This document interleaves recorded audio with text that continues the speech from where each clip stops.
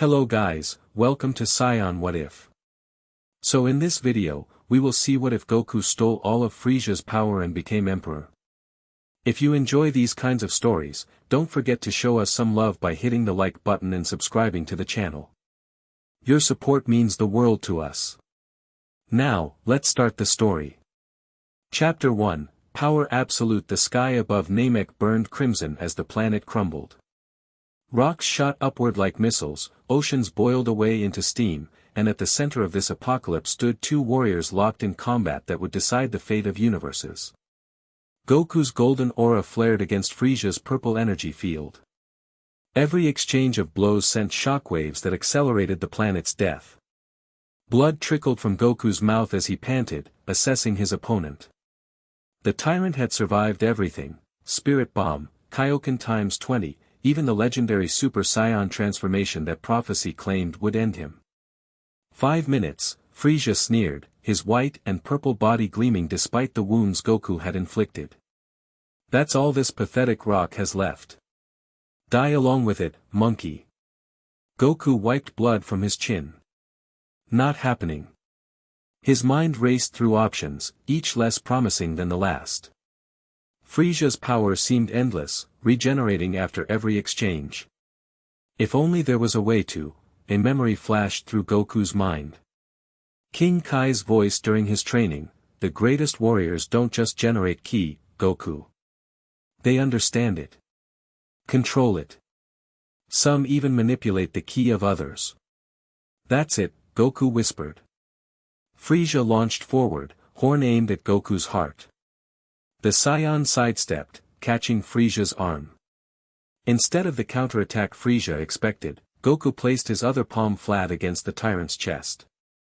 What are you? Frieza's eyes widened. Goku closed his eyes, focusing not on pushing his energy outward as he'd done thousands of times before, but on pulling. Drawing. Absorbing. At first, nothing happened.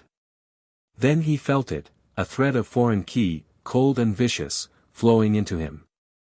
No! Frieza screamed, realizing what was happening. He struggled wildly, but Goku's grip tightened. The thread became a stream. The stream became a river. Goku gasped as Frieza's power, unlike anything he'd ever felt, poured into him. Not just energy but something else. Memories. Feelings. Ambitions. The experiences of 1,000 conquered worlds. Stop this. Frieza's voice cracked as his body began to shrivel, his muscles atrophying before Goku's eyes. Goku couldn't stop. The power was intoxicating, filling every cell with strength beyond imagination. Frieza collapsed to his knees, then to all fours, his once imposing frame now thin and withered. Please, the tyrant wheezed, no longer the monster who had murdered billions, just a shell begging for mercy. Goku's golden hair flickered, darkened, then blazed brighter than before. His aura, once pure gold, now showed streaks of purple. This is for Krillin, Goku said, his voice overlapping with another, deeper tone. For Vegeta. For every planet you've destroyed. With one final pull, Goku absorbed the last of Frieza's life force. The tyrant's empty husk crumbled to dust that scattered in the violent winds of the dying planet. Goku stood alone, power beyond comprehension coursing through his veins. His mind expanded, filled with knowledge of star systems he'd never seen, languages he'd never heard, technologies beyond Earth's wildest dreams. And desires. Dark, pulsing desires for control, dominance, order. No, Goku shook his head. That's not me. That's him. The ground split beneath his feet. Namek had seconds left. Goku concentrated on Earth and engaged instant transmission, a technique he somehow now knew despite never having learned it. Space folded around him, and Goku vanished. Dad's coming back. Gohan shouted, jumping from his chair at the Capsule Corp dining table. His eyes were wide with excitement and relief. I can feel him. Bulma nearly spilled her coffee. What? Where? Krillin, who'd been explaining the events on Namek. For the 1000th time, froze mid-sentence. Holy crap, the kid's right. That's definitely Goku's energy, but it's different. Before anyone could respond, the air in the center of the room distorted. A figure appeared, Goku, but changed. His orange GI was tattered, his body covered in battle wounds. But more striking was his expression, focused, intense, almost cold. Daddy! Gohan launched himself at his father. Goku caught him automatically, but his embrace seemed mechanical. Hey, son, Goku said, his voice carrying an unfamiliar edge. Everyone safe? We're fine, but what about you? Bulma approached cautiously. And Frieza? Namek? Frieza's gone, Goku stated flatly. Permanently. Namek was destroyed. And the Namekians? Krillin asked. Piccolo? Did anyone else make it? Something flickered across Goku's face, a struggle, as if two thoughts competed for dominance. The Namekians were wished back with their Dragon Balls.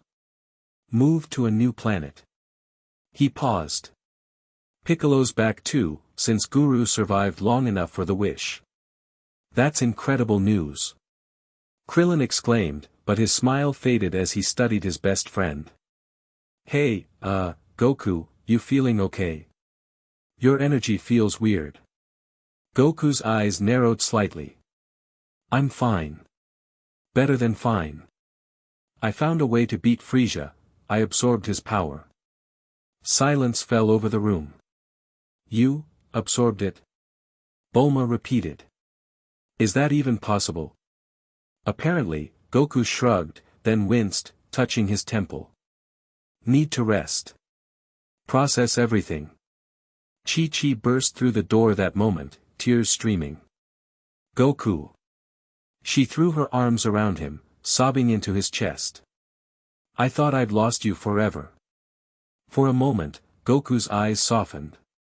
He embraced his wife, burying his face in her hair. Chi-Chi, he whispered, sounding more like himself. Don't you ever scare me like that again, she demanded, pulling back to examine his wounds.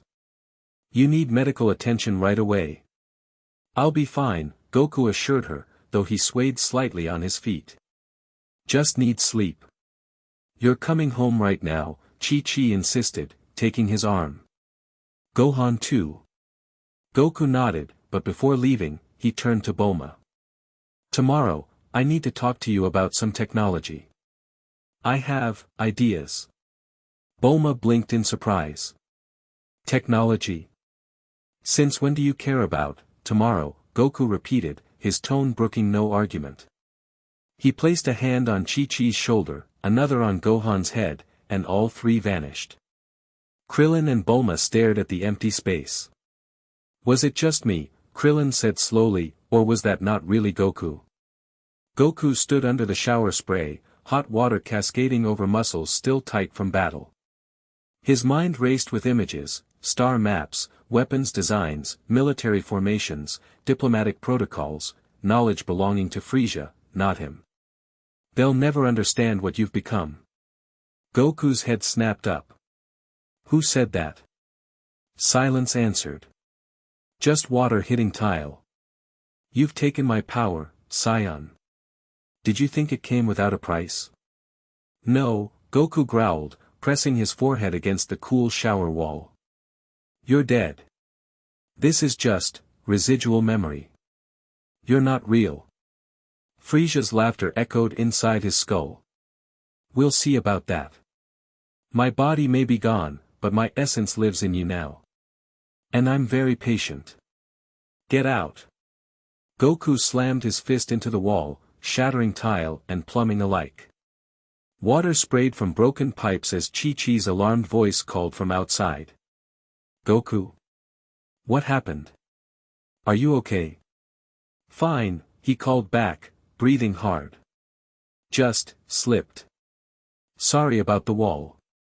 That night, Goku dreamed of planets bowing before him. Of order imposed through strength. Of a universe without the chaos that had claimed his Saiyan people, his human grandfather, nearly his son and friends. A universe he could fix, if only he had enough control. He woke before dawn, sweating and confused. These weren't his thoughts. Were they? Goku slipped from bed, careful not to wake Chi-Chi. Outside, the pre-dawn air felt good against his skin. He began a familiar kata, but his body moved differently. Now, more precise, more lethal. He executed techniques he'd never learned, combinations that would kill rather than disable. Halfway through, he sensed a presence approaching.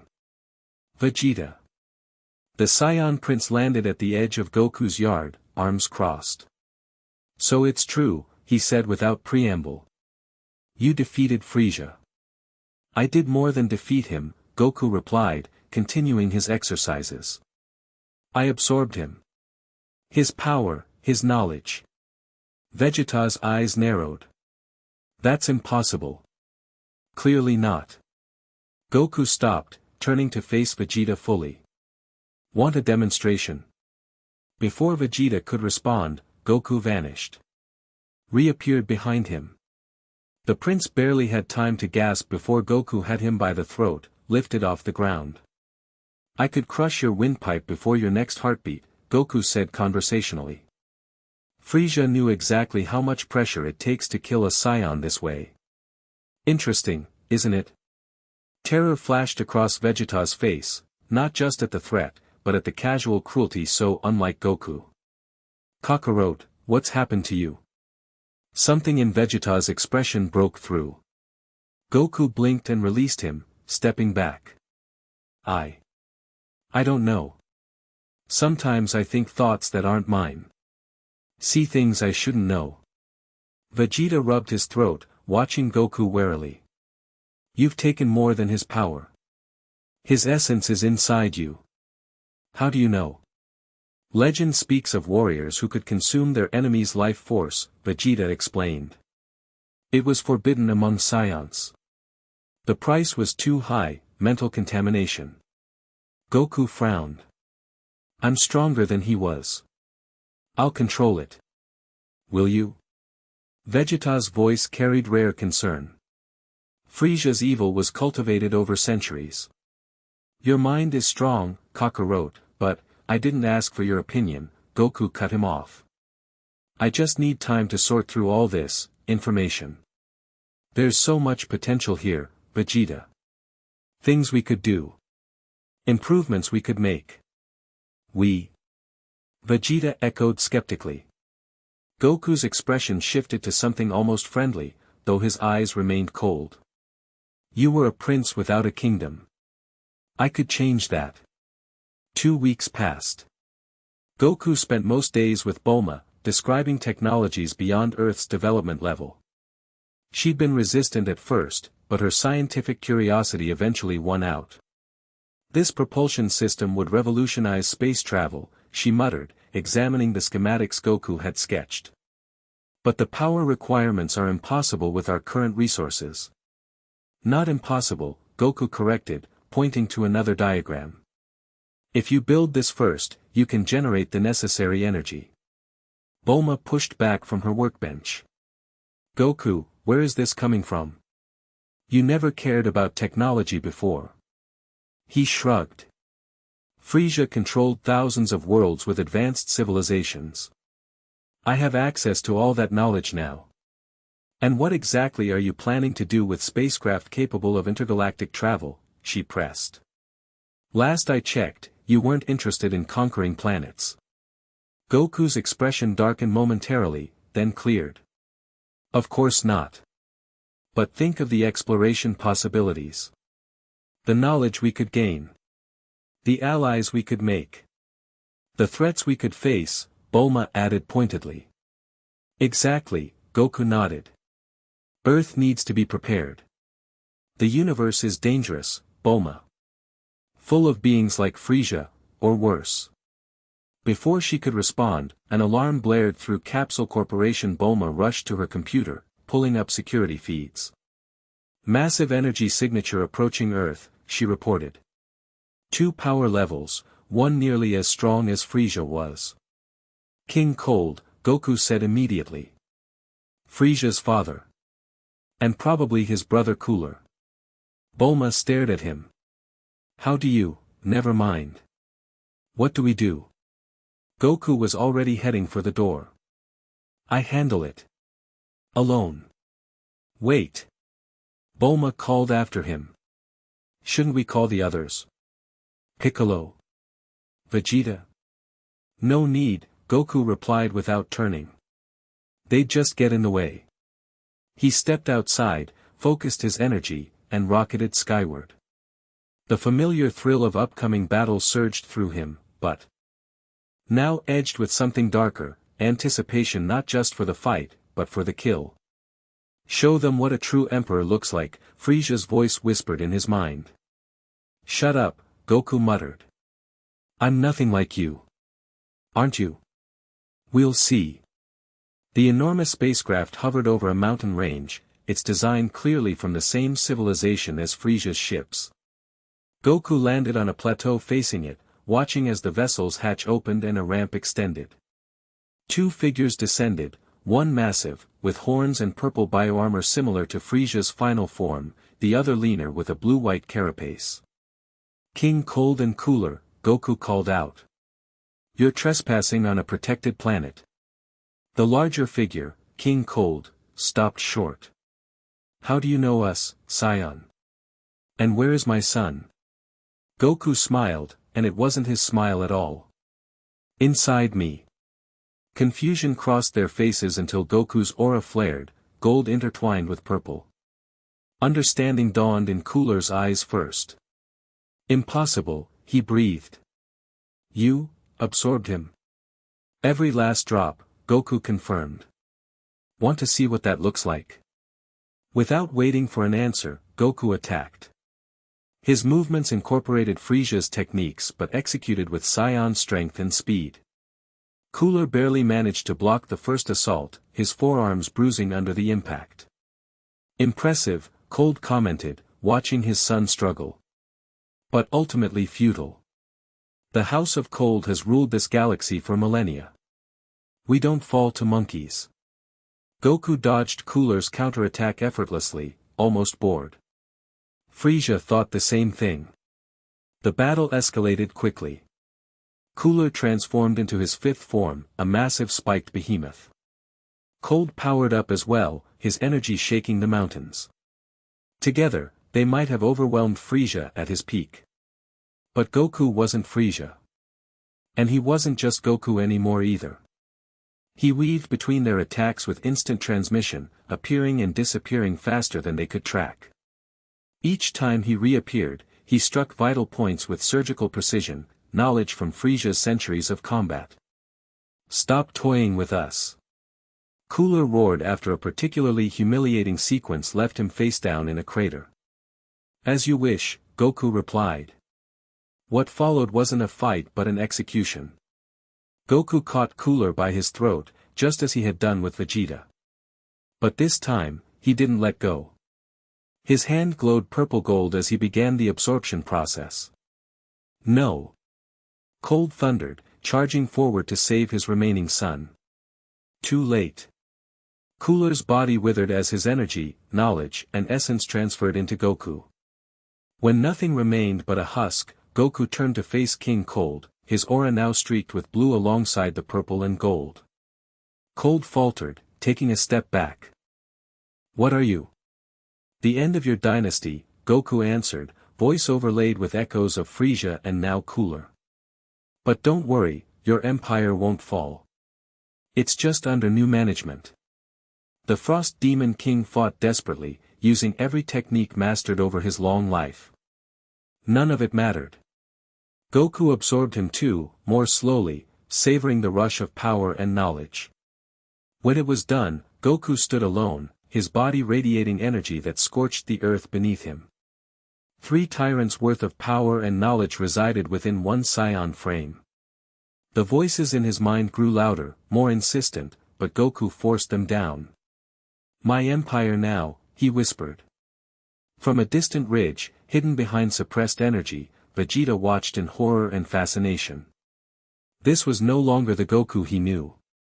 This was something new, something potentially far more dangerous than Frieza ever was. Because unlike Frieza, people trusted Goku. They'd never see him coming. Goku returned to Capsule Corp with the coordinates of Cold's Empire programmed into his mind. He found the Z fighters waiting, Piccolo, Krillin, Tien, Yamcha, and Vegeta, who must have gathered them after witnessing the battle. "We need to talk," Piccolo said without preamble. "Something's wrong with you, Goku." Goku surveyed his friends with new eyes, calculating their power levels, assessing threats and loyalties. "Nothing's wrong. I'm evolving. Becoming what I need to be." "And what's that?" Krillin asked, his voice small with concern. "Someone strong enough to protect everyone. To bring order." Piccolo and Vegeta exchanged glances. "Order," Piccolo repeated. "That's not a word you've ever cared about before." "Things change," Goku shrugged. "I've seen what's out there now. Frieza was just one tyrant in a universe full of them. Someone needs to establish control. And that someone is you?" Tien challenged. Goku's power flared unconsciously, making them all step back. "Who else could? Look at you, barely able to stand in my presence. The universe needs strength and direction. It needs protection, not control," Piccolo countered. "That's always been your way, Goku." Something flickered across Goku's face, doubt, perhaps. A glimmer of his old self. Then it hardened again. "Protection requires control. I see that now." "You're talking like Frieza," Yamcha blurted out. Goku moved so fast none of them saw it. Suddenly he had Yamcha pinned against the wall, feet dangling. "Don't ever compare me to him. I'm nothing like Frieza. I'll build something better than he ever could." "Goku, stop!" Krillin shouted. "This isn't you." "Let him go, Kakarot," Vegeta ordered quietly. "Before you cross a line you can't come back from." Again, that flicker of recognition. Goku released Yamcha, who collapsed gasping. "I'm sorry," he said, sounding momentarily like his old self. "I don't know what," he clutched his head, wincing. "Weakness," hissed Frieza's voice. "They'll betray you. Control them or destroy them." "Shut up," Goku growled. No one said anything, Piccolo observed carefully. Goku straightened, composing himself. "I need time. And space. There's something I have to do." "What exactly?" Vegeta demanded. "Cold's empire is leaderless. Chaos will spread across thousands of worlds without direction. I need to stabilize it." "By taking over?" Piccolo asked incredulously. "By improving it," Goku corrected. "Frieza ruled through fear. I can do better." "You're not going anywhere until we figure out what's happening to you," Tien declared, stepping forward with the others. Goku sighed. "I'm not asking permission." What followed couldn't fairly be called a fight. Despite their combined strength, the Z fighters found themselves completely outmatched. Goku didn't seriously injure any of them, that small piece of his original self prevented it, but he neutralized each efficiently. Piccolo was embedded in a crater. Tien and Yamcha lay unconscious. Krillin was trapped beneath a metal beam. Only Vegeta remained standing, bloody but defiant. "This isn't over, Kakarot," he panted. "I know," Goku replied, almost sad. "I'm counting on you to watch over Earth while I'm gone. Protect my family." "From whom?" "You." Goku didn't answer. "Tell Chi-Chi and Gohan, tell them I'll be back when I've fixed things." "Fixed what?" "Nothing was broken until you absorbed those monsters." "Everything was broken," Goku said softly. "I just couldn't see it before." He turned toward Cold's ship, still hovering where he'd left it. "Goku." The voice stopped him. Gohan stood there, tears streaming down his face. "Dad," please don't go. For a moment, just a moment, Goku's expression softened completely. He knelt, opening his arms, and Gohan rushed into them. I have to go for a while, son, he whispered. There's something wrong with me, and I need to figure it out. Then let us help you, Gohan pleaded. Goku shook his head. Not this time. It's too dangerous. I have these thoughts. Voices. He pulled back, looking into Gohan's eyes. I'd never forgive myself if I hurt you. You wouldn't, Gohan insisted. I almost hurt Yamcha just now, Goku confessed. Over nothing. I need space until I can control this. Gohan wiped his tears. Promise you'll come back. I promise, Goku said, standing. Train hard while I'm gone. You might need to stop me if I can't stop myself. Those words chilled everyone present. Goku turned away, lifting into the air toward the ship. No one tried to stop him this time. As the spacecraft's engines ignited, Vegeta limped to Gohan's side. We'll get him back, kid, he said gruffly. Whatever it takes. The ship vanished into the atmosphere, carrying with it Earth's greatest defender, and possibly its greatest threat. 6 weeks later, the first transmissions reached Earth. Every television, radio, and communications device on the planet simultaneously broadcast the same message: peoples of the universe, I am Goku of Earth, new emperor of the Cold Dynasty territories. The reign of terror is over. A new era of peace and order begins today. The broadcast showed Goku seated on what had been King Cold's throne. He wore modified Saiyan armor with the imperial crest, his expression serene yet commanding. Behind him stood rows of soldiers, a mix of various alien species, all at attention. Frieza's empire ruled through fear and destruction. Mine will rule through justice and strength. Every world now under my protection will follow 3 laws: no slavery, no genocide, no unprovoked warfare. He leaned forward slightly, his eyes flashing teal momentarily. Those who break these laws answer to me personally. Those who embrace them will flourish under my protection. The message continued, explaining new governance structures, trade regulations, and security protocols.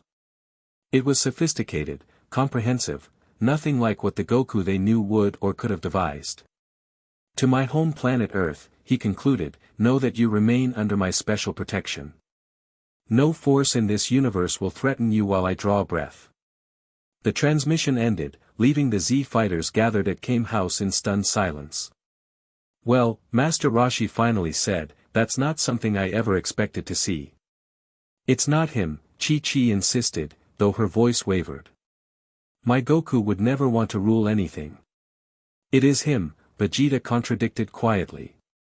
But it's also Frieza, cold, and cooler.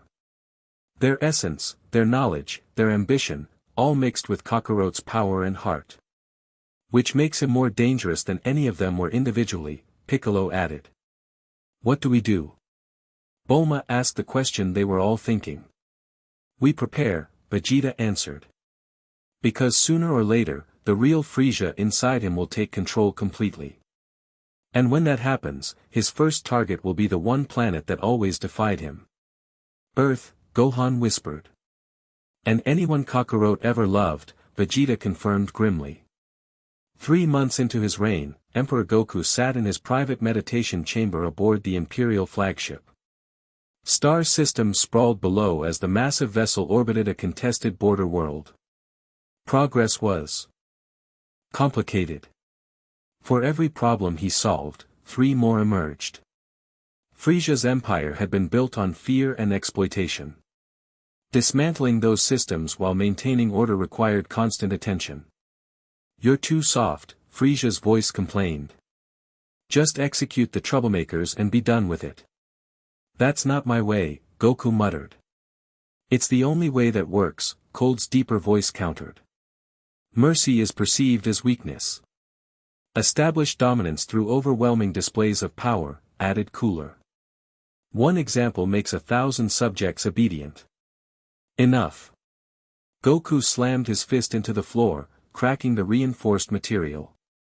This is my empire now. We do things my way.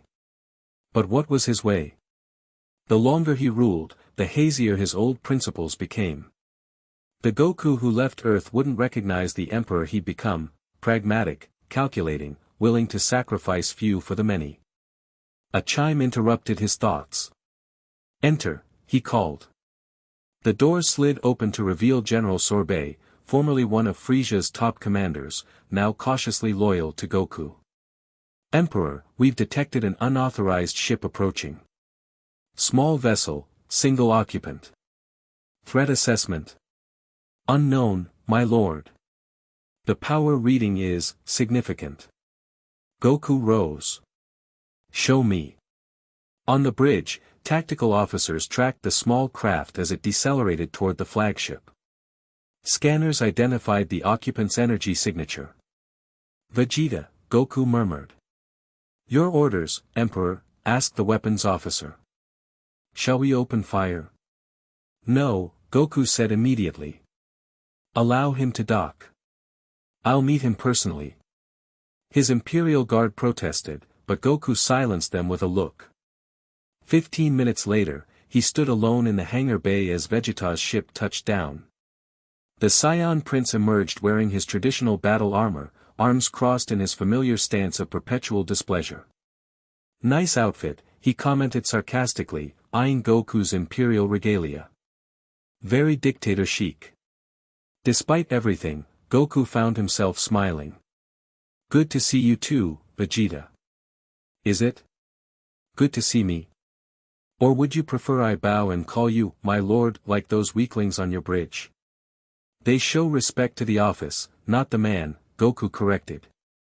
Vegeta snorted. "Listen to you. The office. Since when do you care about titles and ceremony?" Since Frieza's memories showed him how effective they were at maintaining order, Goku thought but didn't say. "Why are you here, Vegeta?" "To see for myself what you've become," Vegeta replied, circling Goku slowly. "The broadcasts reach Earth regularly now.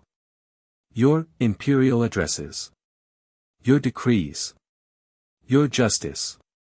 And it's not you," Vegeta stated flatly. "Not entirely. But it's not entirely them either. You're something new." Goku's eyes narrowed. "Is that why you came all this way? To state the obvious. I came because your son needs his father. Your wife needs her husband." Vegeta stopped directly in front of Goku. "And the universe doesn't need another cold dynasty tyrant, no matter how benevolent you think you're being." "I'm creating peace," Goku countered. "Something you once would have scoffed at." "Peace through domination is just delayed violence," Vegeta replied. "I learned that from you," ironically. Goku turned away, walking toward the observation window. The vastness of space stretched before them, countless stars representing worlds now under his protection. "I can't go back," he admitted quietly. "Not yet. The voices get stronger when I'm emotionally connected. If I went home now, I might hurt them." "Then let us help you," Vegeta urged, joining him at the window. "Bulma's been researching what happened to you. Piccolo's consulted with the Namekian elders. There might be a way to separate Frieza's essence from yours." Hope flickered in Goku's eyes. "Really? But you'd lose the power," Vegeta continued. "All of it. You'd be back to your base level before absorbing Frieza." The hope died. "That's not an option." "Why not?" "Because without this power, I can't maintain order. Thousands of worlds would plunge into chaos. Billions would suffer." Vegeta studied him carefully. "Is that Kakarot talking, or Frieza? Does it matter if the outcome is the same?" Goku challenged. "Someone has to keep the peace. If not me, who?" "Not your responsibility," Vegeta insisted. "Never was." Goku laughed bitterly. "When has that ever stopped me? Raditz, Nappa, you, the Jinya Force, Frieza, I fought because someone had to. This is no different. I'm just thinking bigger. There's thinking bigger, and then there's losing yourself, Vegeta retorted. Your broadcasts show you executing rebels. Criminals, Goku corrected. Who were selling children into slavery. Since when does Goku execute anyone? The man who spared me. Who offered Frieza mercy multiple times? Goku had no answer for that. The silence stretched between them. Come home, Vegeta finally said. Even just for a visit. See your family. Remember who you are. For a moment, Goku seemed to consider it. Then alarms blared throughout the ship. Emperor, a voice called over the intercom. Attack in Sector 9. The Galactic Patrol is engaging our forces near Metamor. The vulnerability on Goku's face vanished, replaced by Imperial authority. Prepare my transport. Alert all commanders. He turned to Vegeta. Duty calls. Kakarot, you should go, Vegeta. Tell Gohan and Chi-Chi. Tell them I'm doing this for them. For everyone. Before Vegeta could argue further, Goku vanished using instant transmission. Moments later, the flagship's engines engaged, preparing for lightspeed. Vegeta returned to his ship, his expression grim. The Goku he knew was still in there somewhere, but for how much longer? The rebellion grew steadily over the following weeks. Not everyone welcomed Emperor Goku's improvements. Frieza's former allies resented the new restrictions on their activities. Criminal syndicates lost profitable slave trades. Corrupt planetary governors found their autonomy restricted. And the Galactic Patrol, supposed guardians of peace, viewed any empire as a threat regardless of its intentions. Goku put down each uprising with increasing efficiency and decreasing mercy.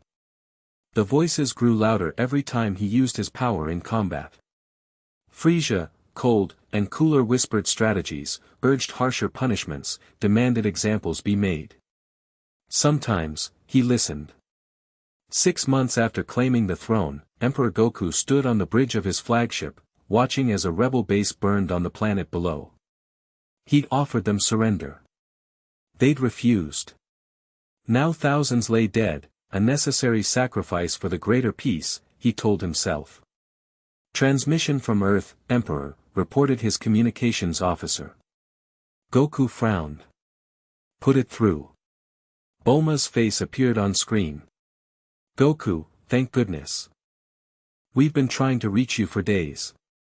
I've been occupied, he replied coolly. What is it? Bulma's expression was strained. It's Chi-Chi, she's sick, Goku. Really sick. The doctors can't figure it out, and she's asking for you. Something cracked in Goku's carefully maintained facade. How bad? Bad enough that I'm calling you, Bulma answered bluntly. She needs you. Now. I'll be there immediately, Goku decided, all thoughts of imperial business forgotten. He turned to his second-in-command. General Sorbet, you have command until I return. Yes, Emperor, Sorbet bowed. How long should we expect your absence? As long as necessary, Goku snapped, already focusing on Earth's energy signature.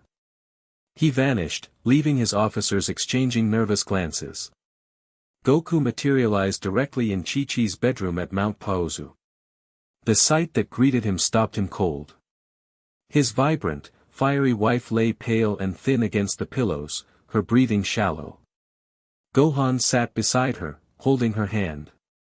He looked up as Goku appeared, his expression a complex mix of relief, anger, and fear. Dad, he acknowledged simply.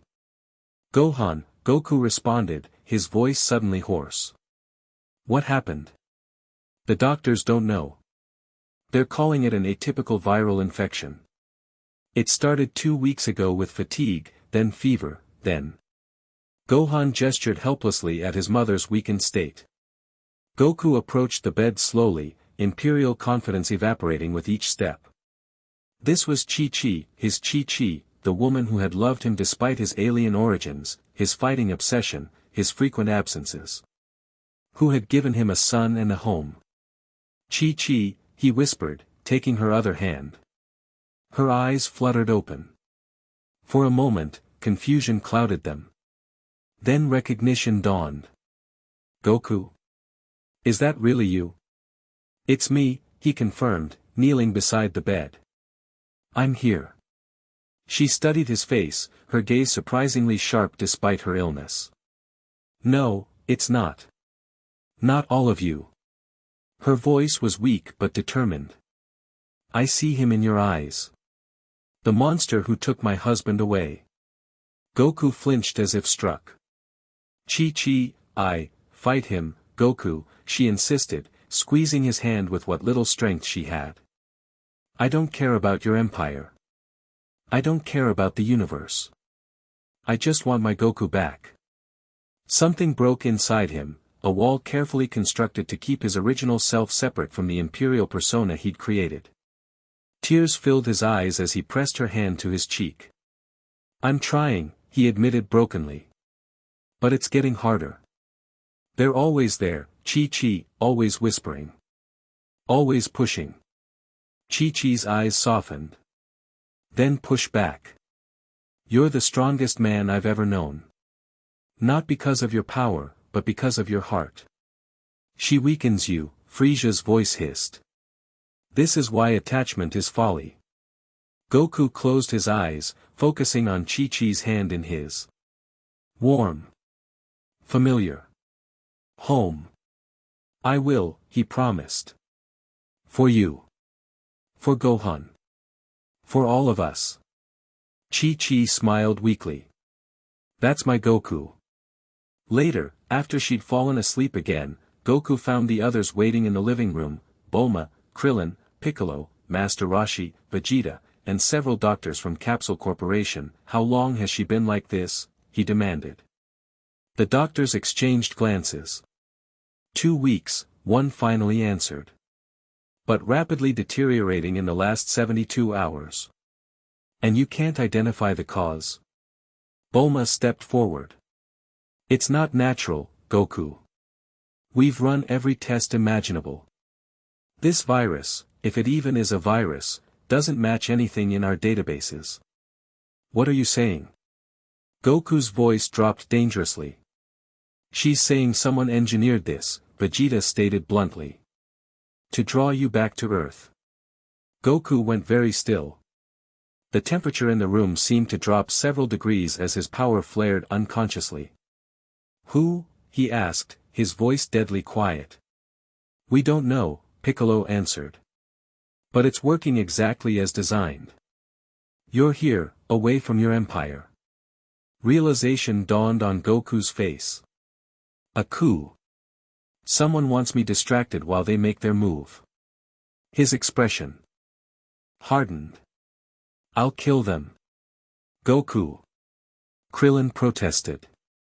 That's not, can you cure her or not? Goku interrupted, addressing the doctors. Without knowing the exact pathogen, we're limited to supportive care, one replied nervously. Her condition continues to deteriorate despite our best efforts. Goku turned to Bulma. Senzu beans. She shook her head. We tried. They helped temporarily, but the illness returned stronger each time. Goku paced the small room, his mind racing through options. The imperial strategic training he'd absorbed from Cold War with his desperate need to protect his wife. Wait, he stopped suddenly.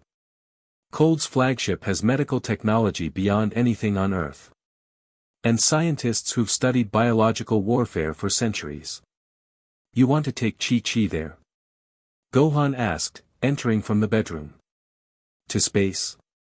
It's her best chance, Goku insisted. They can stabilize her condition until we identify who's behind this and force them to provide the cure. And if that doesn't work? Piccolo challenged. Goku's eyes flashed dangerously. Then I'll tear apart every world in my empire until I find answers. No one doubted he meant it literally. I'm coming with you, Gohan declared. So am I, Vegeta added unexpectedly. When everyone looked at him in surprise, he shrugged. Someone needs to make sure Kakarot doesn't destroy the universe in a fit of rage. Preparations happened quickly. Within hours, Chi-Chi was secured in a stasis pod developed by Bulma based on Goku's descriptions of Imperial technology. The Emperor, his son, and Vegeta prepared for immediate departure. "We'll return as soon as she's stable," Goku promised the others. "In the meantime, be vigilant. Whoever did this might target you next." "Goku," Krillin said hesitantly. "Just, remember who you are, okay? Chi-Chi needs the real you, not Emperor Goku." Something softened briefly in Goku's expression. "I know, Krillin. I'm trying." As they prepared to teleport, Piccolo approached. "Whoever engineered this illness knew exactly how to manipulate you. That suggests someone with intimate knowledge of your relationship with Chi-Chi, meaning this likely isn't some random Imperial rival," Piccolo elaborated. "It's personal. Someone with a grudge against you specifically, not just your position." Goku absorbed this. "I'll keep that in mind." With Chi-Chi's stasis pod between them, Goku placed one hand on Gohan's shoulder, the other on Vegeta's, and focused on his flagship's energy signature. "Hold on," he instructed. "And be ready for anything. If this is a coup, we might be teleporting into a trap." They vanished, leaving the others to wonder if they'd just sent Chi-Chi, and possibly Gohan, into even greater danger. The Imperial flagship was in chaos when they arrived. Alarms blared, emergency lights flashed, and the sound of weapons fire echoed through the corridors. "What the hell?" Vegeta exclaimed, immediately dropping into a defensive stance around Chi-Chi's pod. Goku's expression darkened as he expanded his senses throughout the ship. "Betrayal," he growled. "Sorbet's forces are attacking loyal officers." "Dad, what do we do?" Gohan asked, powering up. "Get your mother to the medical bay," Goku ordered. "It's 6 levels down, East Quadrant." "Vegeta, go with him." "And you?" Vegeta demanded. Goku's aura flared, purple-gold energy crackling around him. "I'm going to remind everyone who rules this empire." Before either could respond, Goku vanished. Moments later, the entire ship shuddered as his power exploded somewhere distant. "This way," Vegeta directed, having memorized the ship's layout during his previous visit. "Stay close and be ready to fight." They encountered resistance immediately, soldiers in Imperial armor firing energy weapons. Vegeta dispatched them efficiently while Gohan protected his mother's pod. "These aren't just random troops," Vegeta observed as they fought their way forward. "These are Cold's former elite guards. Sorbet must have been planning this for months.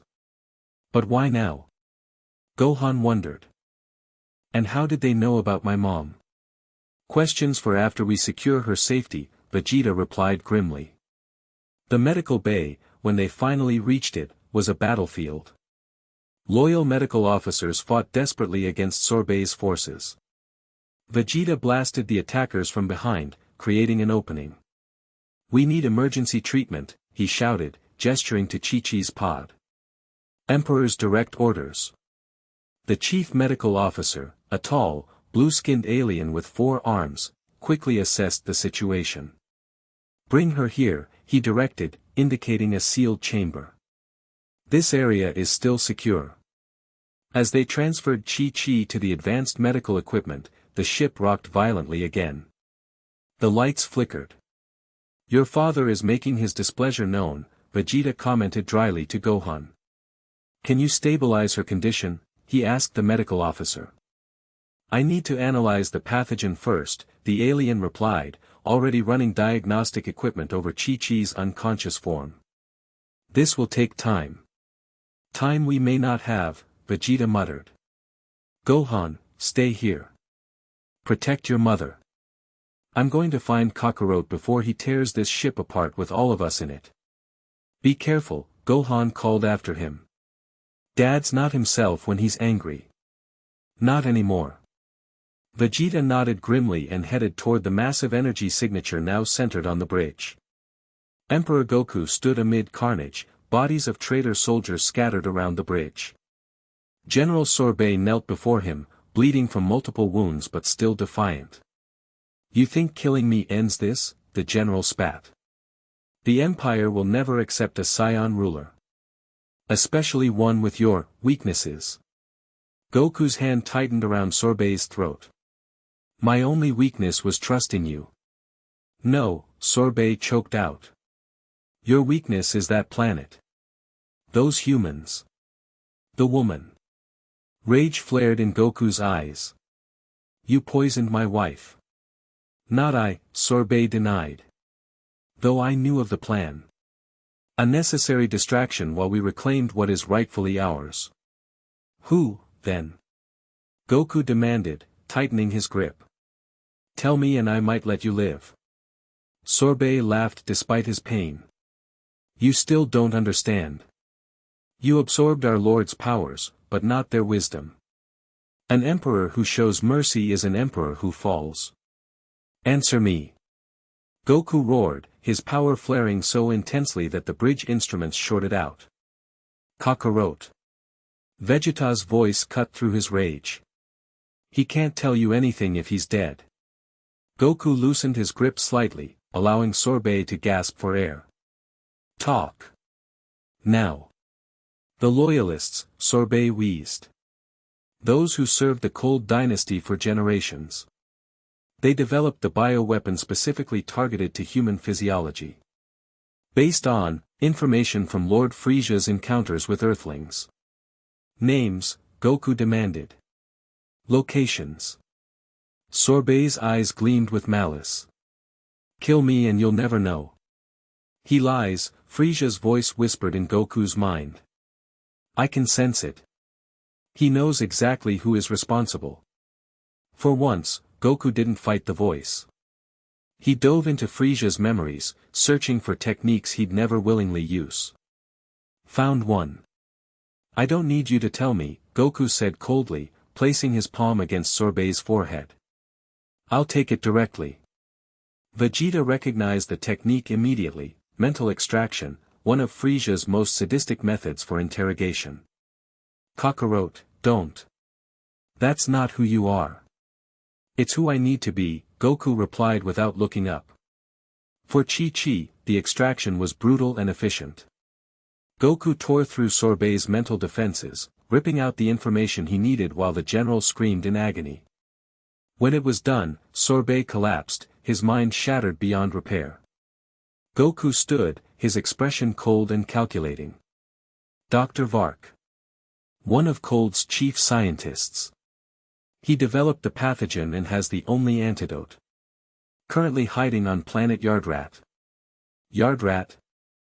Vegeta repeated in surprise. "The world where you learned instant transmission?" "Yes," Goku confirmed. "He chose it thinking I wouldn't attack a world that helped me." His eyes narrowed. "He was wrong." "Goku," Vegeta said. Carefully, using his Earth name deliberately. "The medical team is working on Chi-Chi now. Give them a chance before you do something you'll regret." "Regret?" Goku laughed harshly. "The only thing I regret is not purging Cold's loyalists when I first took control. A mistake I won't repeat." He turned to the loyal officers who had begun to return to the bridge. "Secure the ship. Execute any remaining traitors. I'm going to Yardrat." "And what exactly do you plan to do there?" Vegeta challenged. "Destroy an entire planet for the actions of one man." Goku hesitated, conflict visible on his face. "I'll find Vark and get the antidote. The Yardrats won't be harmed if they don't interfere." "I'm coming with you," Vegeta insisted. "No. Stay here with Gohan. Protect Chi-Chi in case there are other traitors." Before Vegeta could argue further, Goku placed 2 fingers to his forehead and vanished. Vegeta stared at the empty space where Goku had stood, then surveyed the carnage on the bridge, the bodies, the blood, the mentally destroyed Sorbet still twitching on the floor. This wasn't Kakarot's work. This was Frieza's. And with each act of violence, each compromise, the balance shifted further away from the Saiyan he knew. If Goku destroyed Yardrat in his rage, there might be no coming back. Planet Yardrat was exactly as Goku remembered: pink skies, strange rock formations, sparse vegetation. The peaceful race that had once nursed him back to health after his battle with Frieza now went about their daily lives, unaware of the storm about to descend upon them. Goku appeared in the center of their main settlement, his imperial armor and cold expression a stark contrast to the simple surroundings. Yardrat scattered at his sudden arrival, recognizing the energy signature but confused by his transformed appearance. "Where is Dr. Vark?"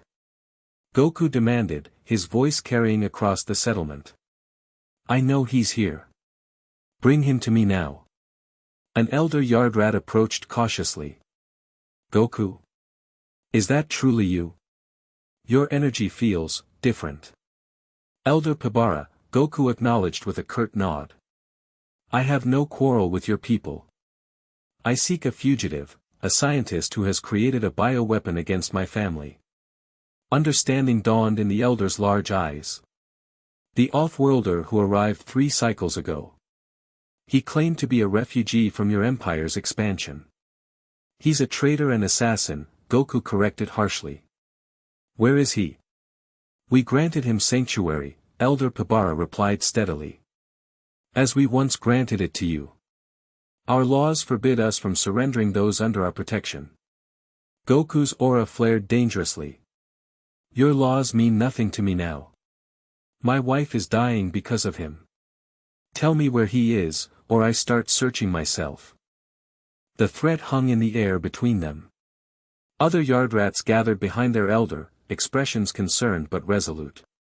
"You once learned our most sacred technique," Pabara said quietly. "You honored our ways and earned our trust. What has happened to change you so dramatically, Goku?" The question penetrated Goku's imperial facade. These people had saved him, taught him, treated him with kindness when he was vulnerable. They deserved better than threats. "I absorbed Frieza's power," Goku admitted, his voice softening slightly. "And others. It changed me.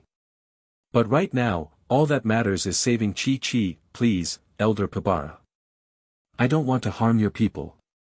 The elder studied him for a long moment. "I sense the conflict within you.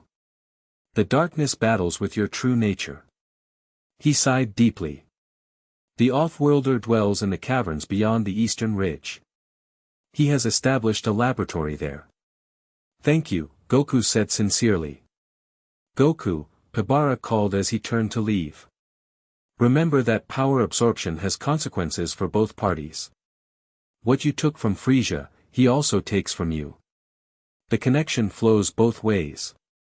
Goku froze. "What do you mean?"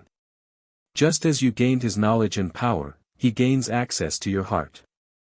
Your memories. Your loves." The elder's expression was grave.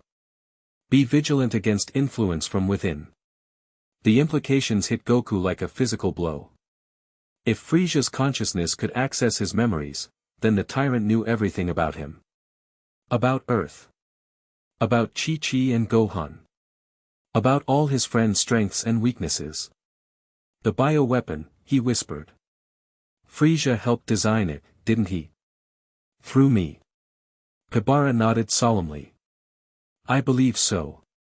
The off-worlder spoke of guidance from the true emperor. Rage and guilt warred within Goku. He'd brought this on Chi-Chi himself by absorbing Frieza. Every moment the tyrant's essence remained within him put everyone he loved at risk. "I have to end this," he said, more to himself than to the elder. "Permanently." Without further explanation, he took to the air, streaking toward the eastern ridge. The caverns weren't difficult to find, electronic equipment and power signatures stood out clearly against the natural background. Dr. Vark was bent over a laboratory bench when Goku materialized behind him. The scientist, a thin, gray-skinned humanoid with an elongated head, didn't even have time to turn before Goku had him pinned against the wall. "The antidote," Goku demanded.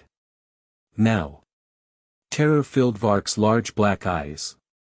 Emperor. How did you skip the theatrics? My wife is dying. Give me the cure or join your conspirators in death. Please, Vark stammered. I was following orders. Lord Frieza's orders. Goku's grip tightened. Frieza is dead. Not dead, Vark corrected desperately. Just, transformed. We can still hear him, Emperor. Through you. When you sleep, when your guard drops, he speaks to the loyal. Ice formed in Goku's stomach. What are you talking about? The absorption wasn't complete, Vark explained, words tumbling out in his panic. Lord Frieza's consciousness remains intact within you. He's been guiding us, planning his return. His return? The extraction ritual, Vark nodded frantically. Ancient texts speak of separating absorbed essences. With the right catalyst, a powerful emotional trigger like your mate's illness, the dominant consciousness can reclaim control. Then perform the ritual to restore physical form. Goku released the scientist so abruptly that he collapsed to the floor. You're saying Frieza has been conscious inside me this whole time? Communicating with his followers? Using me? Yes, Emperor, Vark confirmed, edging toward a nearby cabinet. But I can help you. I developed the pathogen, but also its cure. He slowly retrieved a vial of blue liquid. This will save your mate. Goku snatched the vial, examining it suspiciously. How do I know this isn't another trap? Test it, Vark suggested. Your ship has equipment that can verify its properties. I swear on my life, it will.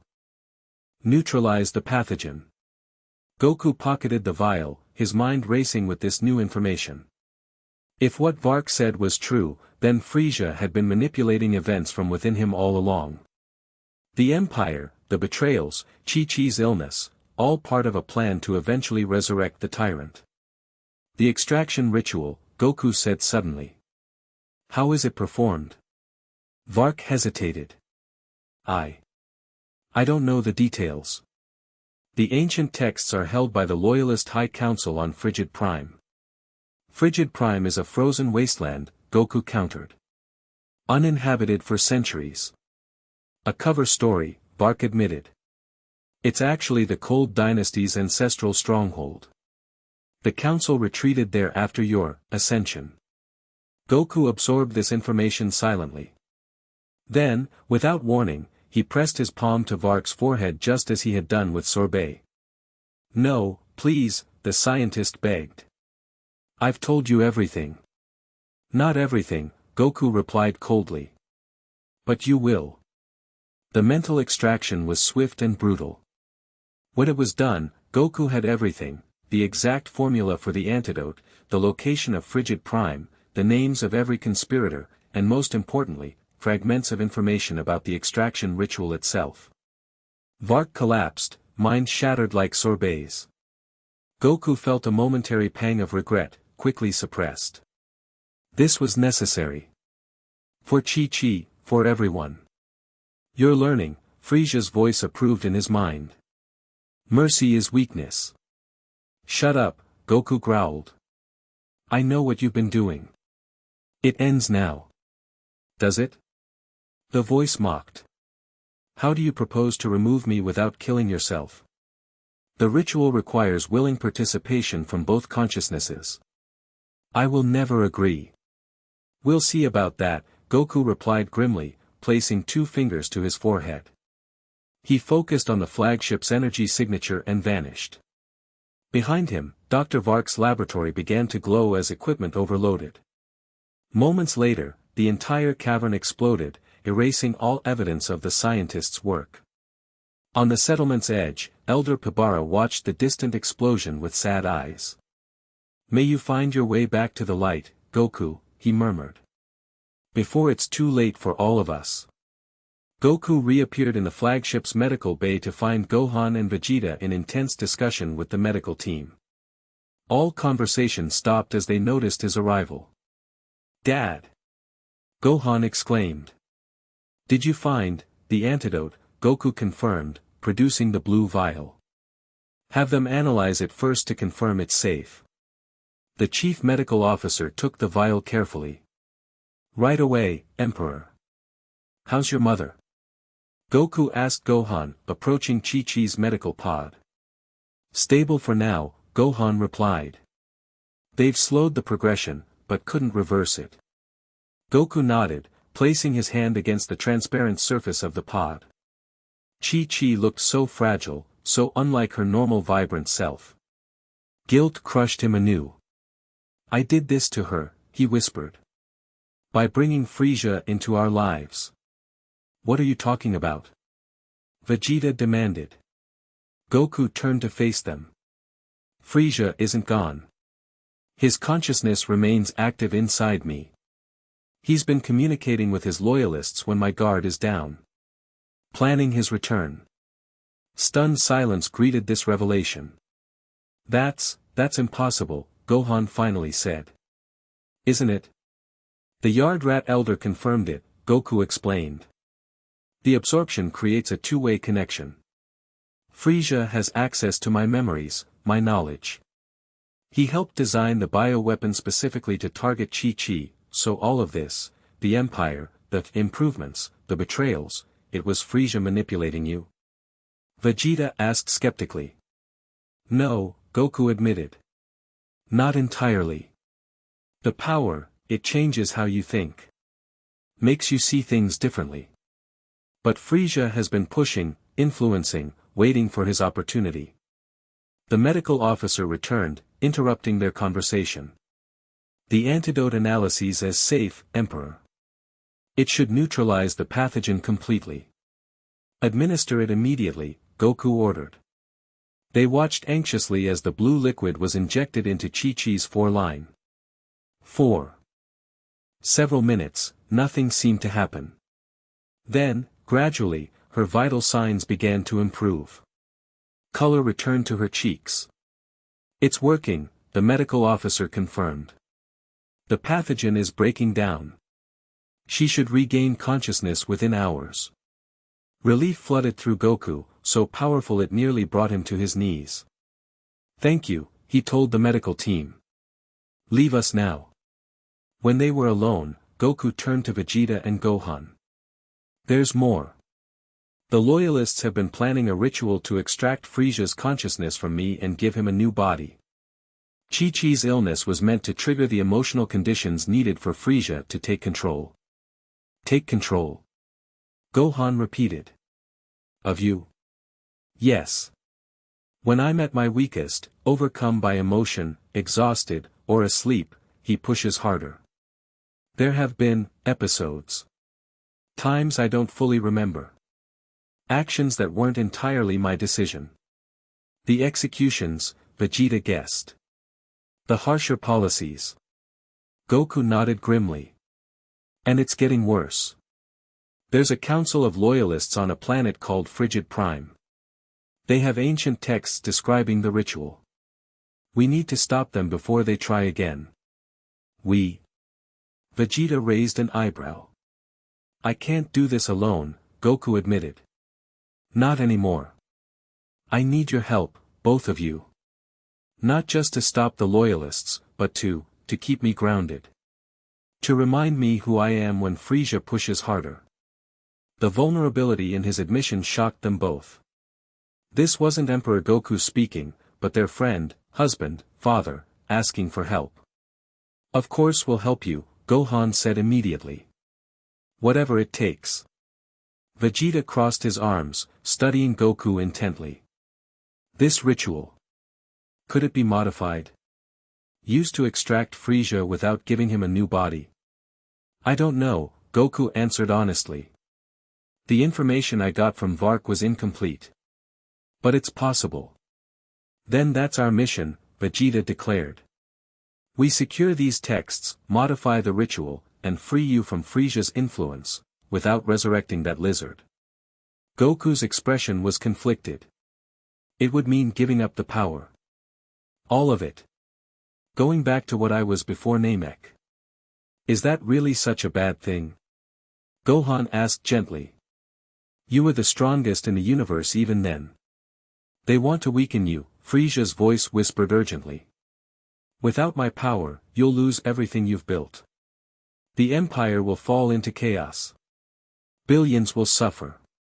For once, Goku didn't dismiss the voice outright. The concern was legitimate. The Empire, for all its flaws, maintained peace across thousands of worlds. Without his power to control it.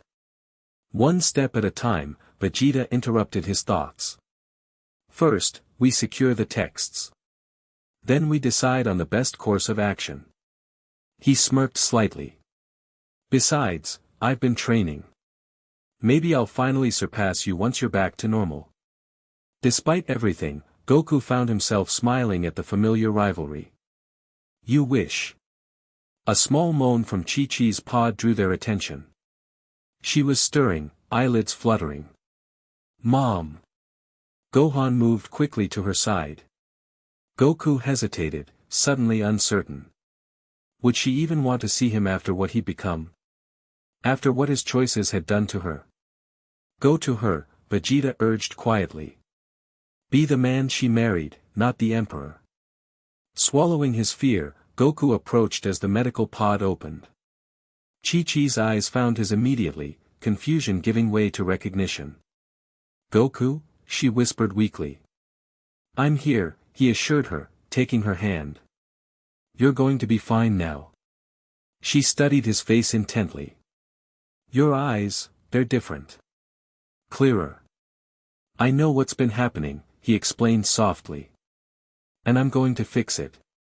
I promise. Chi-Chi squeezed his hand with surprising strength. I knew you would. My Goku always finds a way. Your Goku is fading, Frieza taunted. Soon, there will only be me. But as Goku held his wife's hand, surrounded by his son and even his rival turned ally, the voice seemed fainter than before. Less convincing. For the first time in months, Goku felt hope. Not the cold strategic confidence of Emperor Goku, but genuine. Hope, the kind that had carried him through every impossible battle since childhood. He would beat Frieza again. Not through power this time, but through the very connections the tyrant dismissed as weakness. And it would start on Frigid Prime. Chapter 2, Shadow Empire. Welcome to Earth Orbital Station 1, Ambassador Krekase. Emperor Goku sends his regards. The reptilian diplomat stepped from his shuttle, blinking compound eyes at the gleaming new space station orbiting Earth. 6 months ago, this station hadn't existed. Now it served as the gateway to what many were calling the center of the new galactic order. Most impressive, Krekase admitted, mandibles clicking in approval. The construction speed alone suggests remarkable resources. Commander Tien Shinhan, newly appointed head of Earth's orbital defense, nodded curtly. Imperial technology combined with Earth engineering. The Emperor believes in putting the best of all worlds to use. What Tien didn't mention was how uncomfortable he still felt with his title, with the Imperial insignia on his uniform, with the entire concept of Earth as the capital of a galactic empire. But some compromises were necessary to keep your planet safe. To keep your friends close. To maintain what little influence remained over a man who had once been the purest soul in the universe. I understand I'm to be escorted to Capsule Corporation, the ambassador inquired. Yes. The Emperor is currently off-world, dealing with the situation in the Caltax system. Dr. Brief and his daughter will receive you. As they boarded the shuttle to Earth's surface, Tien's communicator beeped. He checked it discreetly, a message from Piccolo, he's back. Mood unstable. Meeting at the lookout. Now. Tien's expression remained professional, betraying nothing of the concern churning inside him. Change of plans, he informed the ambassador. You'll be received by Dr. Brief alone.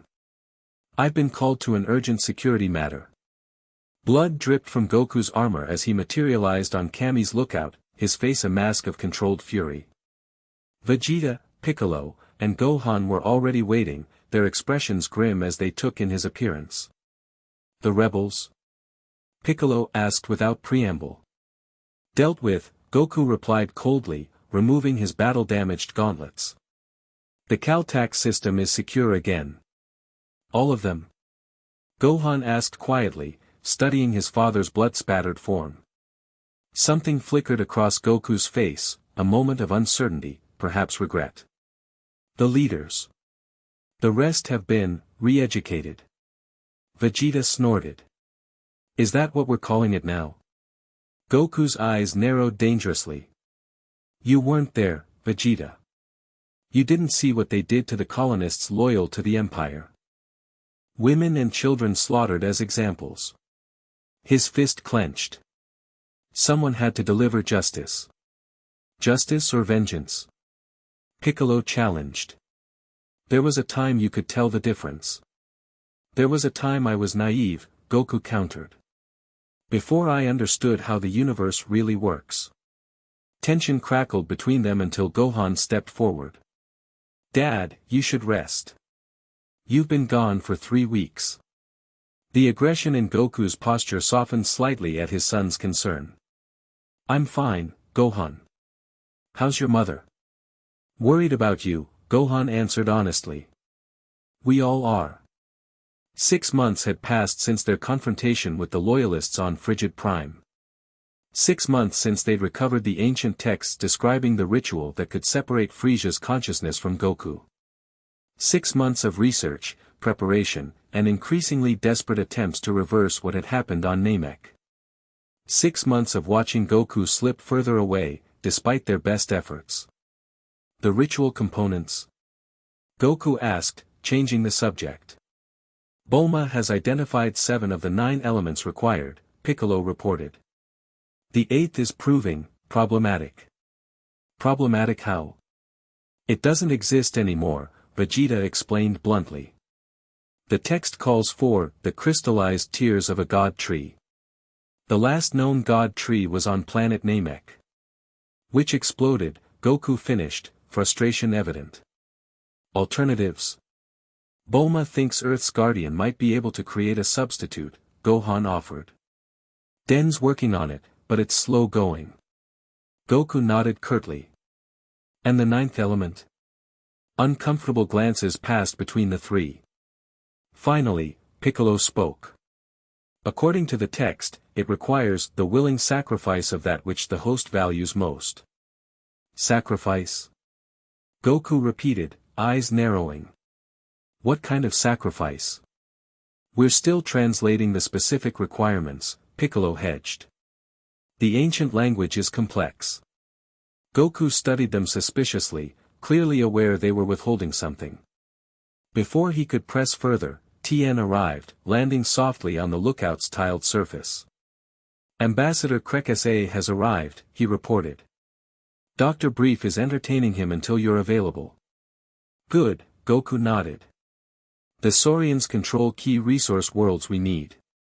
Keep him comfortable, I'll see him tomorrow. There's more, Tien continued cautiously. Reports from the Outer Rim. The rebellion is spreading, despite what happened at Caltax. And, there are rumors of a new player entering the field. What new player? Goku demanded. Unknown. Some kind of powerful being rallying the disaffected worlds. Calling himself the Destroyer. Goku's expression darkened. Threat assessment. Unclear, Tien admitted. But multiple sources confirm he destroyed an Imperial outpost single-handedly last week. No survivors. For a moment, something like the old Goku shone through, genuine concern for innocent lives lost. Then the Emperor's mask slipped back into place. Increase surveillance on all Outer Rim communications, he ordered. I want everything we have on this destroyer within 24 hours. Yes, Emperor, Tien acknowledged, the title still tasting strange on his tongue. Goku turned back to the others. Vegeta, continue working with Bulma on the ritual components. Piccolo, I want you to investigate these rumors personally, take a stealth craft to the Outer Rim. And me, Dad? Gohan asked. Something softened in Goku's expression. You should be studying, not worrying about imperial business. Your mother's right about that. I'm 18 now, Gohan protested. I should be helping more, not less. Your help is appreciated, Goku said diplomatically, but unnecessary at present. The Empire has soldiers. Earth only has one scholar of your caliber. The dismissal was clear, and it stung. Gohan had spent months training secretly with Piccolo, preparing for the day when his father might need to be stopped rather than saved. Yet Goku still saw him as a child to be protected rather than a warrior to be respected. Fine, Gohan said tightly. I'll be at home if you need me. As his son flew away, Goku frowned slightly. He seems upset. He wants to help you, Piccolo stated bluntly. We all do. But you keep pushing us away. I'm protecting you, Goku corrected. The threats facing the Empire aren't as dangerous as what's happening to you, Vegeta interrupted. We found something else in those texts, Kakarot. Something you should know. Goku's attention sharpened. What? The absorption process is accelerating, Vegeta explained grimly. The longer Frieza remains within you, the stronger his influence grows. Eventually. Eventually what? Your personality will be completely subsumed, Piccolo finished. Frieza will take control permanently, with or without the ritual. Your power combined with his malevolence. Goku absorbed this silently, his expression unreadable. How long? Based on the progression described in the texts, months, not years. For a brief moment, naked fear flashed across Goku's face, not fear for himself, but for what he might become. What he might do. Then his imperial mask returned. Then we'd better complete that ritual quickly, he said with forced calm. I'll return to Earth tonight. Tell Chi-Chi to expect me for dinner.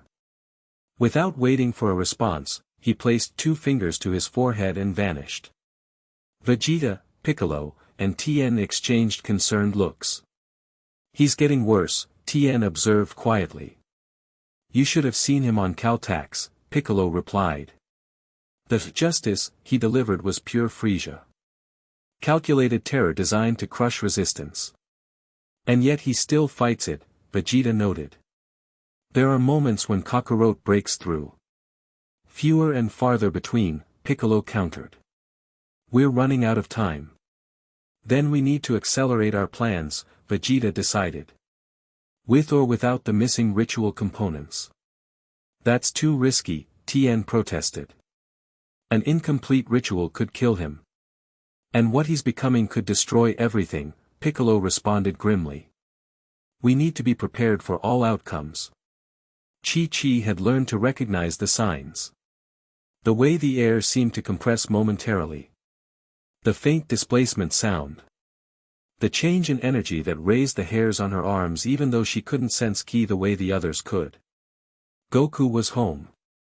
She continued chopping vegetables, not turning around when he appeared in the kitchen behind her. 6 months ago, she would have dropped everything to throw her arms around him after a 3-week absence. Now she moved carefully, giving him space, assessing his mood. Smells good, he offered after an awkward moment. Your favorite, she replied, still not turning. Beef stew with extra dumplings. Should be ready in an hour. Goku stepped closer, his armored boots clicking against the kitchen tile. Chi-Chi.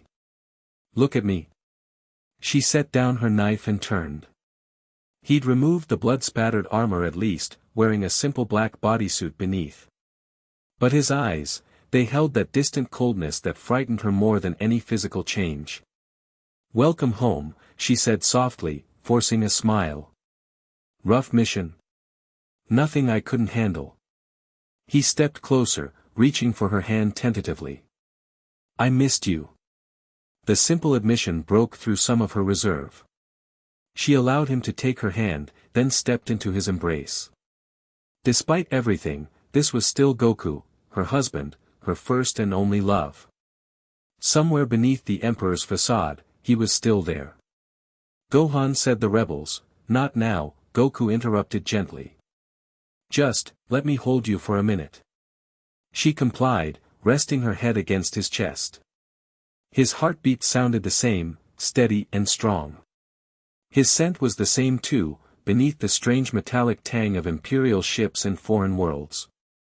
You should shower before dinner, she suggested, pulling back to look up at him. You smell like, not earth. A ghost of his old grin appeared. Yeah. Caltax has a weird atmosphere. Sulfur compounds. Go on, then, she shooed him toward their bedroom. I'll finish cooking. Gohan should be home soon too. As Goku headed for the shower, Chi-Chi returned to her vegetables, hands trembling slightly. These rare glimpses of her real husband made the contrast with Emperor Goku all the more painful. Sometimes she thought it would be easier if he had simply changed completely. This in-between existence, watching him struggle against Frieza's influence, was slowly breaking her heart. Under the shower spray, Goku pressed his forehead against the cool tile, echoing that moment months ago when he'd first heard Frieza's voice clearly. The voices were louder now, more persistent. Sometimes he lost time, minutes or hours where he acted on autopilot, only to wake up with no clear memory of his actions. The rebels deserved worse, Frieza's voice insisted. Your mercy makes you look weak. Shut up, Goku muttered. They're contained. That's enough. For now, Cold's deeper voice added. But weakness invites challenge. This destroyer would never have emerged if you'd been more thorough with the outer worlds. I said shut up. Goku slammed his fist into the wall, cracking the tile. He froze, listening for Chi-Chi's reaction, but the sound of running water had apparently masked the impact. He closed his eyes, focusing on pushing the voices back, locking them away in the mental compartments he'd constructed with Piccolo's help. It worked, partially. The voices receded to whispers, still present but less intrusive. Goku finished his shower quickly and dressed in the civilian clothes Chi-Chi had laid out, simple earth clothes, not imperial garments. A silent request he understood and honored. Here, in this house, he was just Goku. Not emperor. Not warlord. Just a husband and father. Or trying to be, anyway. Dinner started awkwardly. Gohan arrived late, barely acknowledging his father as he took his seat.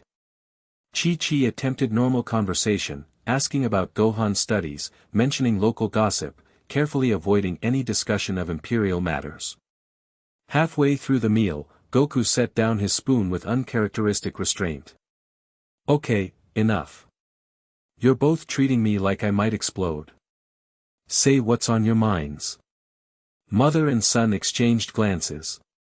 Finally, Gohan spoke. 19 people, Dad. That's how many you executed on Caltax. 19 rebels who had surrendered. Goku's expression hardened.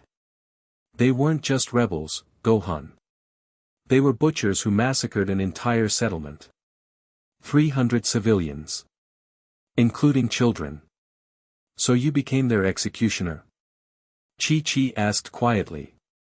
Without trial? There was a trial, Goku countered defensively. I reviewed the evidence myself. That's not how justice works, Gohan argued. One person shouldn't have that kind of power. One person with the right intentions is better than a corrupt system, Goku replied. The old imperial courts were theaters of bribery and favoritism. I've eliminated that. And replaced it with what? Chi-Chi challenged. Your judgment alone. Goku, that's not you. The man I married believed in second chances. In redemption. The man you married was naive, Goku said, echoing his earlier words to Piccolo. He didn't understand the reality of maintaining order across thousands of worlds. And Emperor Goku does? Gohan asked skeptically. Yes, Goku stated flatly. I do. The certainty in his voice chilled them both. This wasn't their Goku speaking, this was the hybrid being created when he absorbed Frieza, cold, and cooler. A being with Goku's power and heart, but increasingly influenced by the tyrant's worldview. The ritual, Chi-Chi said after a tense silence.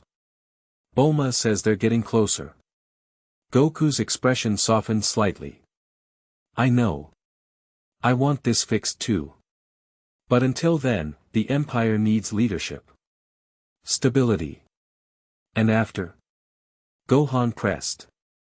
If we remove Frieza's influence, will you give up the Empire? Return to being just. Dad? The question hung between them, heavy with implication. Goku stared at his half-eaten stew, genuinely uncertain of the answer. I don't know, he admitted finally. The Empire exists now. Abandoning it would create a power vacuum, potentially more suffering. He looked up, meeting Gohan's gaze directly. But I hope to be more myself again. To make decisions with a clearer mind. It wasn't the answer they wanted, but at least it was honest. The rest of the meal passed in uneasy conversation about safer topics. Later that night, as Chi-Chi prepared for bed, Goku sat on the edge of their mattress, watching her familiar routine. She moved differently around him now, more cautious, less relaxed. It hurt more than he could express. Chi-Chi, he said softly. I'm sorry. She paused, brush halfway through her hair. For what specifically? For all of it. For absorbing Frieza. For changing. For making you afraid of me. The simple apology, so like the old Goku, broke through her carefully maintained composure. Tears filled her eyes as she set down her brush and moved to sit beside him. I'm not afraid of you, she said, taking his hand. I'm afraid for you. I watch you fighting this battle every day, and I can't help. It's killing me, Goku. He squeezed her hand gently, mindful of his strength. You are helping. Coming home to you, it grounds me. Reminds me who I really am. And who is that? She asked. Because sometimes I look at you and don't recognize the man behind your eyes. I'm still me, Goku insisted, though uncertainty tinged his voice. Just, with more knowledge. More responsibility. More darkness, Chi-Chi added softly. He couldn't deny it. The darkness was there, growing despite his best efforts to contain it. The rational justifications for increasingly harsh actions. The cold calculation that now accompanied his natural battle instincts.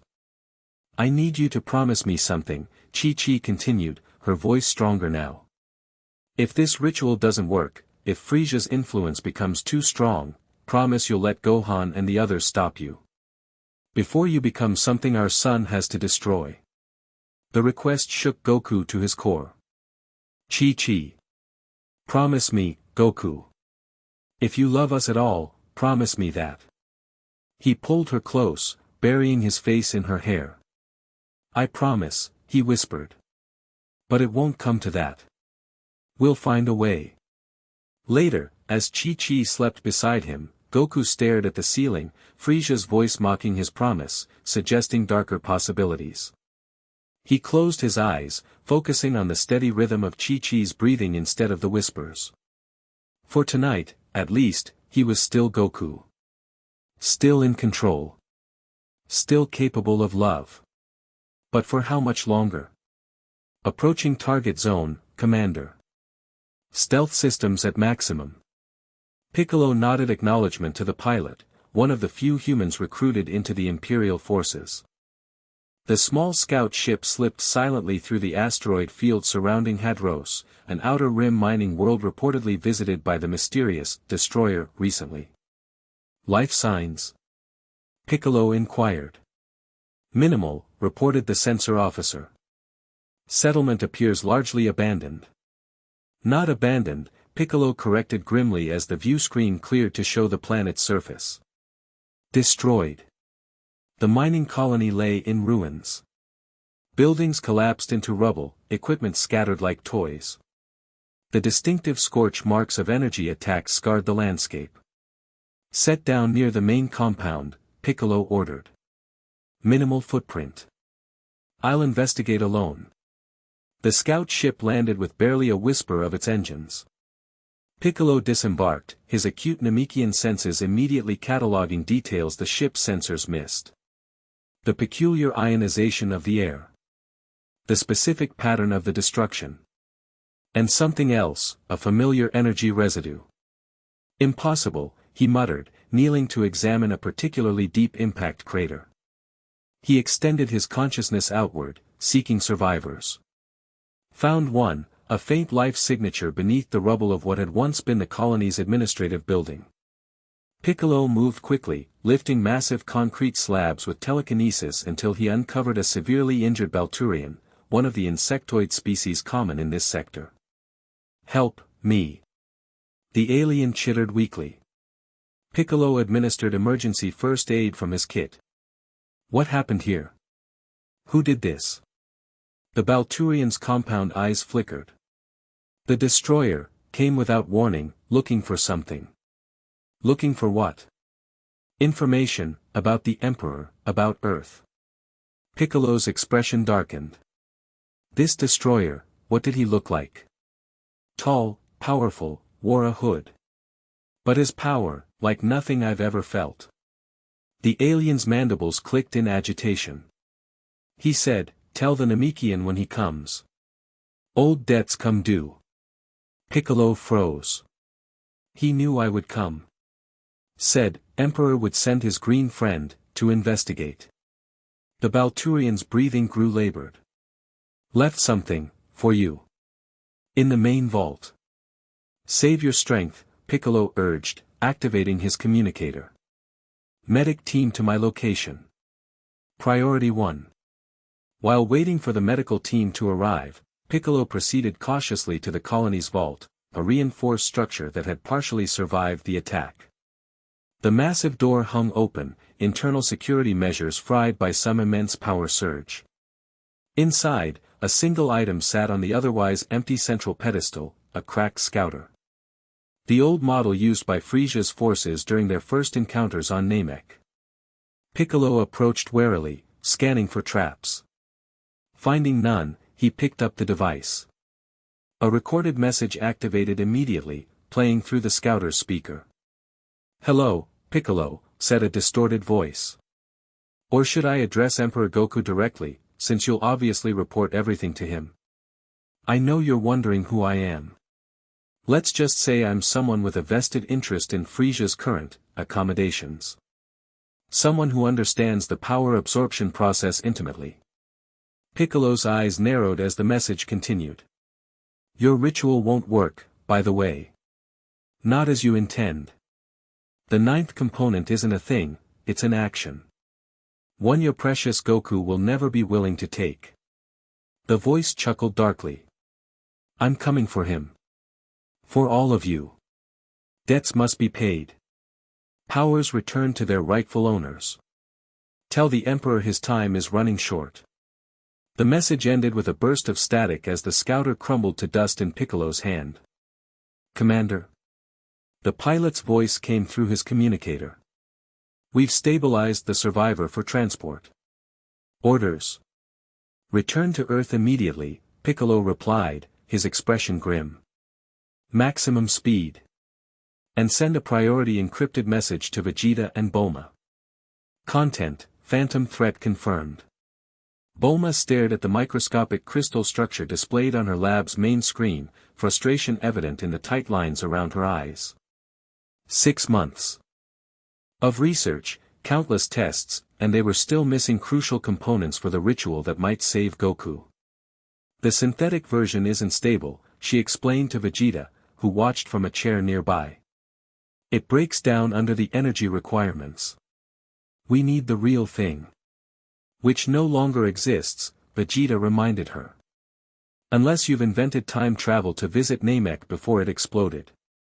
Bulma paused, an odd expression crossing her face.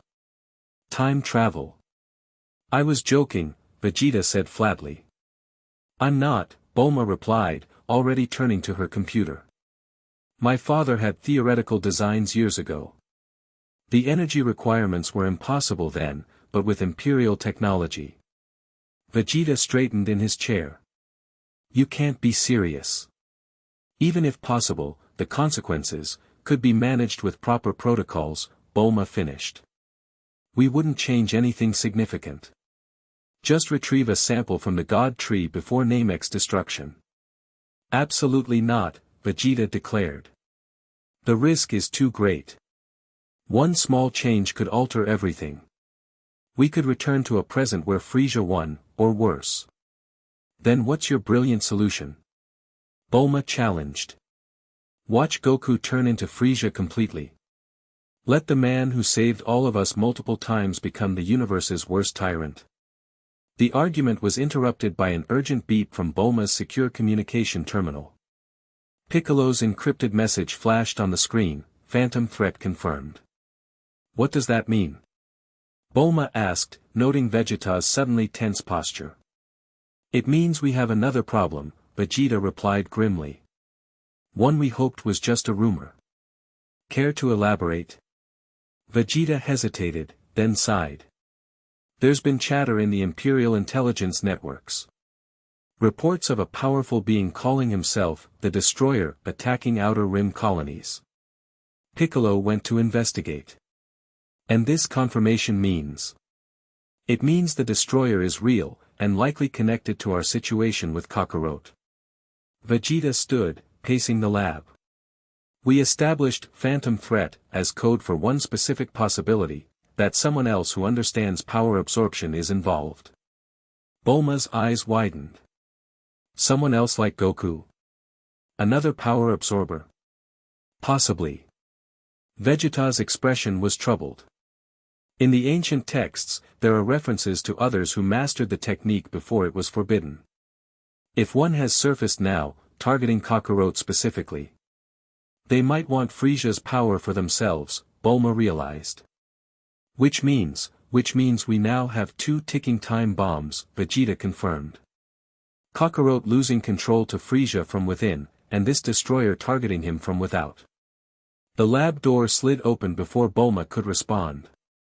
Gohan entered, dressed not in civilian clothes but in a GI reminiscent of his father's, though darker in color. Ambassador Krekese just left, he reported. Dad's called an emergency council meeting. Piccolo's back, and whatever he found has Dad seriously rattled. How rattled? Vegeta asked sharply. Enough that he asked for me specifically, Gohan replied. Which never happens anymore. Vegeta and Bulma exchanged concerned glances. If Goku was voluntarily involving Gohan in Imperial business, the situation must be dire indeed. We're coming, Bulma decided, quickly saving her research data. Vegeta, help me pack the ritual components we've identified so far. If things are accelerating, we need to be prepared to act quickly, ready or not. The Imperial Council Chamber, formerly the main conference room at Capsule Corporation, had been redesigned with elements from Cold's flagship. The massive circular table could seat 20, though only 10 chairs were currently occupied as Goku paced at the head of the room. Present were Earth's defenders, Vegeta, Piccolo, Gohan, Tien, Krillin, and Yamcha, alongside Bulma, Dr. Brief, and General Sorbet, who had proven his loyalty after the failed coup 6 months ago. Show them, Goku instructed Piccolo without preamble. The Namekian nodded grimly and activated the room's holographic projector.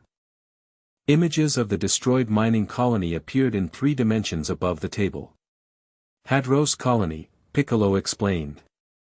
Population 4,700. Now deceased, save 1 survivor we're treating aboard my ship. The attacker identified himself as the Destroyer and left a message specifically for us. The recording from the scouter played for all to hear. As it concluded, uneasy glances passed between the council members. He knows about the ritual, Bulma noted. And claims to understand power absorption intimately. That suggests first-hand experience, Vegeta added. Another absorber. But who? Krillin wondered. And why target Goku now? Goku stopped pacing, his expression unnaturally calm. It's obvious, isn't it? He wants what I have. Frieza's power. Colds. Coolers. If he understands the process as he claims, Piccolo reasoned, then he knows he could absorb your essence just as you absorbed Frieza's. Getting all our power in one convenient package, Yamcha muttered. But there's more to it, Gohan interjected, studying the colony images closely. This attack pattern is methodical, not random. He's sending a message with the destruction itself. All eyes turned to Gohan in surprise. Even Goku looked taken aback by his son's strategic analysis. Explain, he requested. Gohan pointed to specific blast patterns. See how the impacts form a spiral pattern converging on the administrative center. That's not combat damage, that's calculated. And these energy signatures. He manipulated the hologram to highlight specific readings. They're identical to Frieza's energy pattern. Somehow, he's mimicking the exact frequency. Impossible, General Sorbet declared. Lord Frieza's energy signature was unique. Not entirely, Goku said quietly, a dawning realization in his eyes. There was one being who could perfectly mimic other energy signatures. Vegeta straightened suddenly. You can't be serious. He was destroyed. Who? Bulma demanded, looking between them. Cell, Goku stated flatly. A stunned silence fell over the room. Gohan's face drained of color. But that's impossible, he whispered. I obliterated him completely. There was nothing left. Perhaps not of that specific incarnation, Piccolo reasoned. But if Frieza's consciousness could survive within Goku, who's to say Cell's consciousness, or even a component cell, couldn't survive elsewhere? The message, Tien realized. Old debts come due. Powers return to their rightful owners. Cell was created from all our cells, including Frieza's. But not colds or coolers, Goku pointed out. Which explains his interest in me specifically. I possess powers he believes rightfully belong to him. If it is Cell, Gohan said, his voice strengthening, then we've beaten him before. We can do it again. The Cell you defeated wasn't capable of power absorption beyond his programmed limits, Vegeta countered. If he's mastered the technique Kakarot used on Frieza. The implications hung heavy in the air. A being with Cell's existing powers, plus the ability to absorb others completely as Goku had done with Frieza. The threat was potentially unlimited. We need to accelerate the ritual preparations, Goku decided. If Cell is coming for me, I need to be fully myself to face him, not fighting an internal battle with Frieza simultaneously. But we're still missing crucial components, Bulma protested. Without the crystallized tears, then we get creative, Goku cut her off. Vegeta, you said the god tree on Namek was the last known source. Where did the previous sources come from? Vegeta frowned, considering. According to the texts, god trees once grew on multiple worlds before dying out. They were associated with the Kai realm. Then we go to the source, Goku declared. King Kai might know of another tree, or how to create the crystallized tears synthetically. The Kai realm exists in another dimension, Piccolo reminded him. Even your instant transmission can't reach it without a specific energy signature to lock onto. Goku smiled grimly. I'm the Emperor of 1,000 worlds. If I can't find one person who knows how to contact the Kais, I don't deserve the title. And the ninth component? Gohan asked cautiously. The destroyer, Cell, said it wasn't a thing but an action. Something you wouldn't be willing to take. A shadow passed across Goku's face. Let me worry about that. For now, we focus on the tangible components and finding Cell before he strikes again. He turned to General Sorbet. Deploy Imperial scouts to all Outer Rim worlds. Full sensor sweeps. I want Cell's location yesterday. Yes, Emperor, Sorbet acknowledged with a slight bow. Bulma, continue your research. If needed, we'll pursue the time travel option. Vegeta started to protest, but Goku silenced him with a look. I know the risks. Consider it our backup plan. Goku's gaze swept the room. The rest of you, prepare for battle. If this is truly Cell, enhanced with new absorption abilities, we'll need everyone at full strength. As the council dispersed to their assignments, Goku gestured for Gohan to remain. When they were alone, he studied his son with newfound respect. Your analysis of the attack pattern was impressive, he acknowledged. You've been training your mind as well as your body. Gohan met his father's gaze steadily. I've been preparing for whatever comes.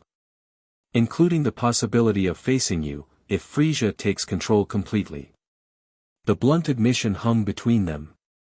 To Gohan's surprise, Goku nodded approval rather than anger. Good. I made your mother a promise that you'd stop me if necessary. His expression softened slightly. I hope it doesn't come to that. So do I, Gohan agreed quietly.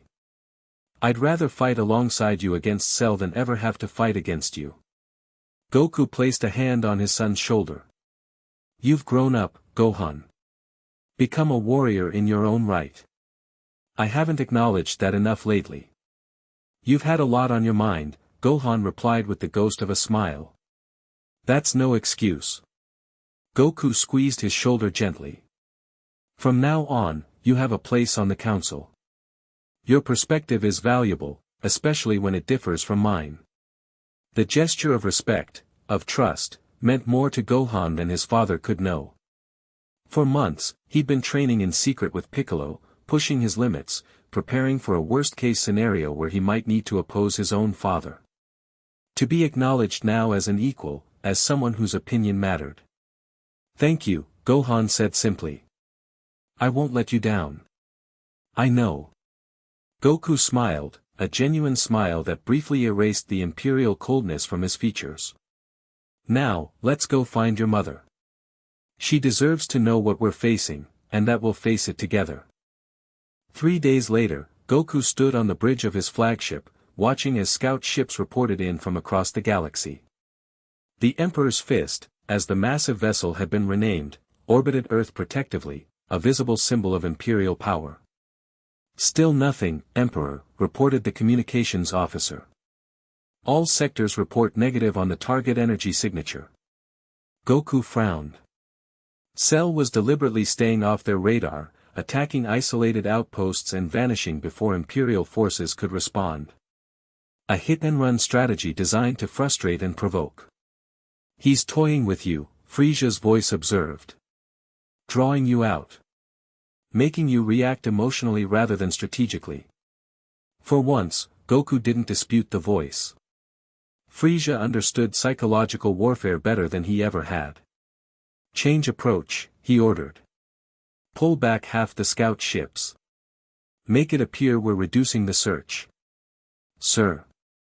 The tactical officer looked confused. We're being too obvious, Goku explained. Cell knows we're looking for him.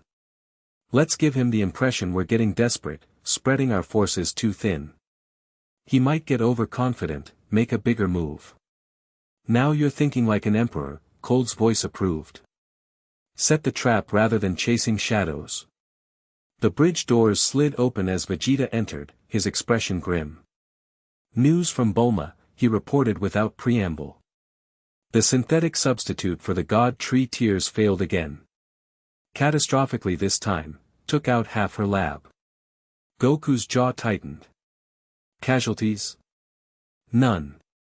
She had the sense to test remotely. Vegeta crossed his arms. We need the real thing, Kakarot. Have your Imperial researchers found anything useful? Nothing conclusive, Goku admitted. But I've got diplomats reaching out to the oldest civilizations in the galaxy. Someone must have knowledge of the Kais, or another god tree. And if they don't? Goku turned back to the view screen, watching Earth rotate peacefully below. Then we go with Bulma's time travel option. Desperate times. That's exactly what Cell wants, Vegeta warned. You making rash decisions, taking unnecessary risks. It plays into his hands. I'm aware of the manipulation, Goku replied coldly.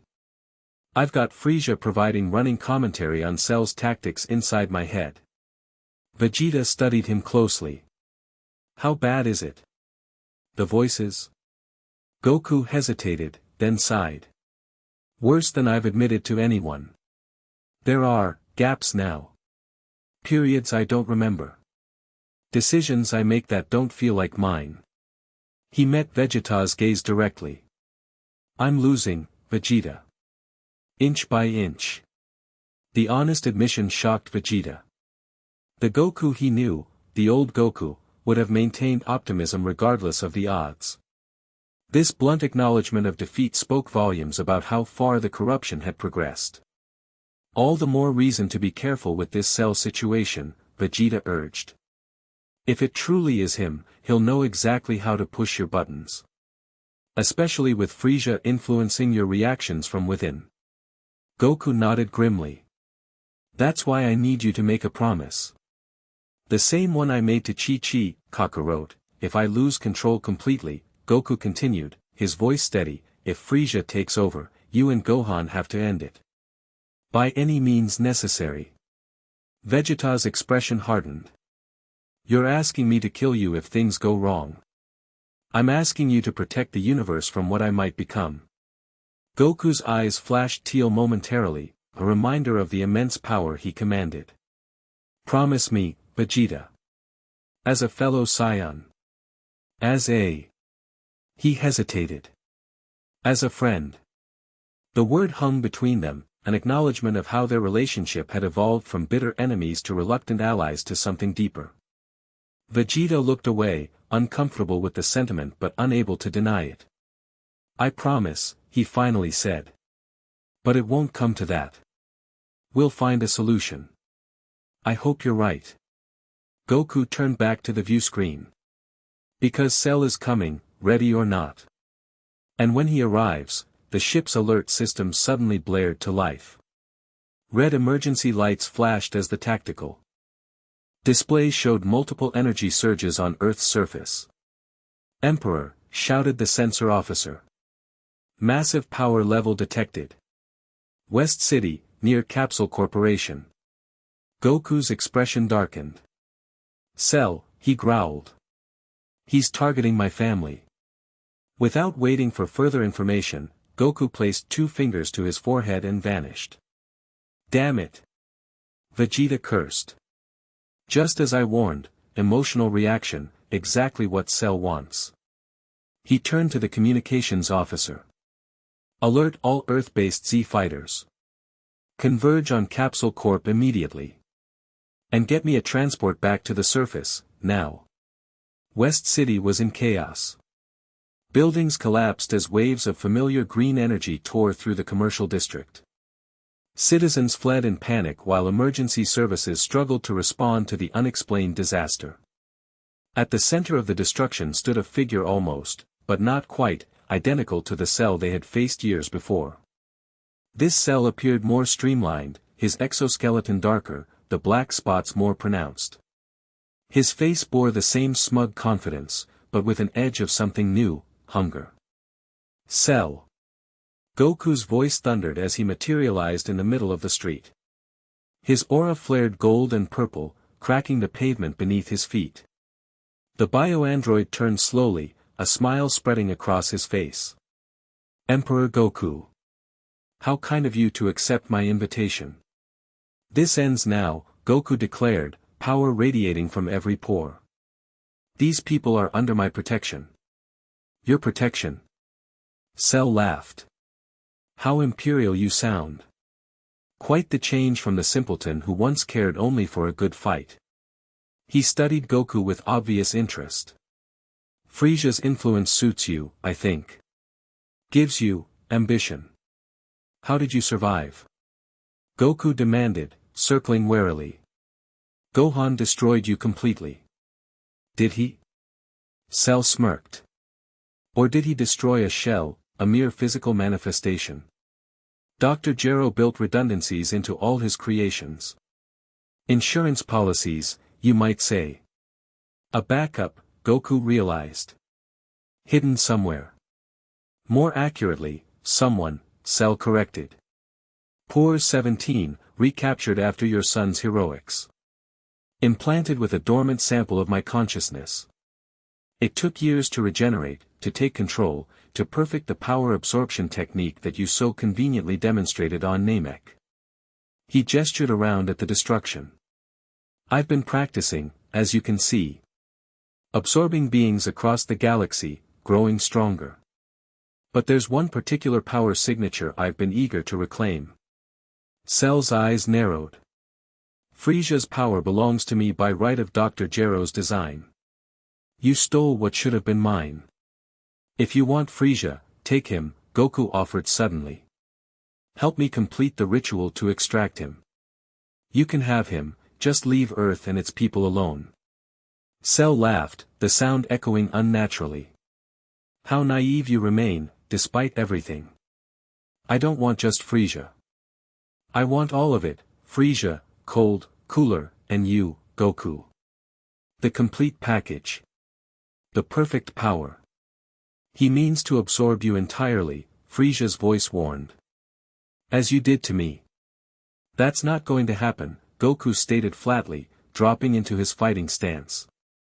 No. Cell smiled coldly. I think it will. Especially when you realize what I've already taken. He gestured behind him, where Goku now noticed a figure lying motionless on the ground. Bulma, Goku breathed, recognizing the blue hair. What have you done? Nothing permanent, yet, Cell assured him. She's merely unconscious. But she provided such interesting information about your condition, about the ritual you're attempting. He tapped his temple. All here now, part of the perfect being. Including her brilliant ideas about time travel. Rage built within Goku, his own, amplified by Frieza's cold fury at being treated as a prize to be claimed. The dual anger threatened to overwhelm his reason, exactly as Cell intended. Control yourself, Cold's voice urged. He wants you unbalanced.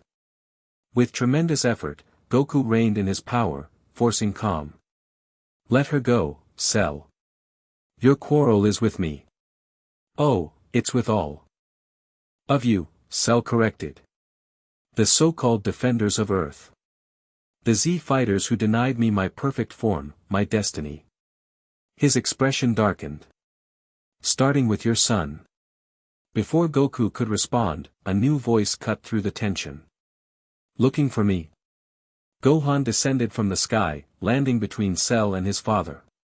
He'd abandoned his scholarly appearance entirely, dressed for battle in the GI he'd been secretly training in for months. His power level, carefully suppressed until now, flared brilliantly. Well, Cell said appreciatively. The boy who destroyed me, all grown up.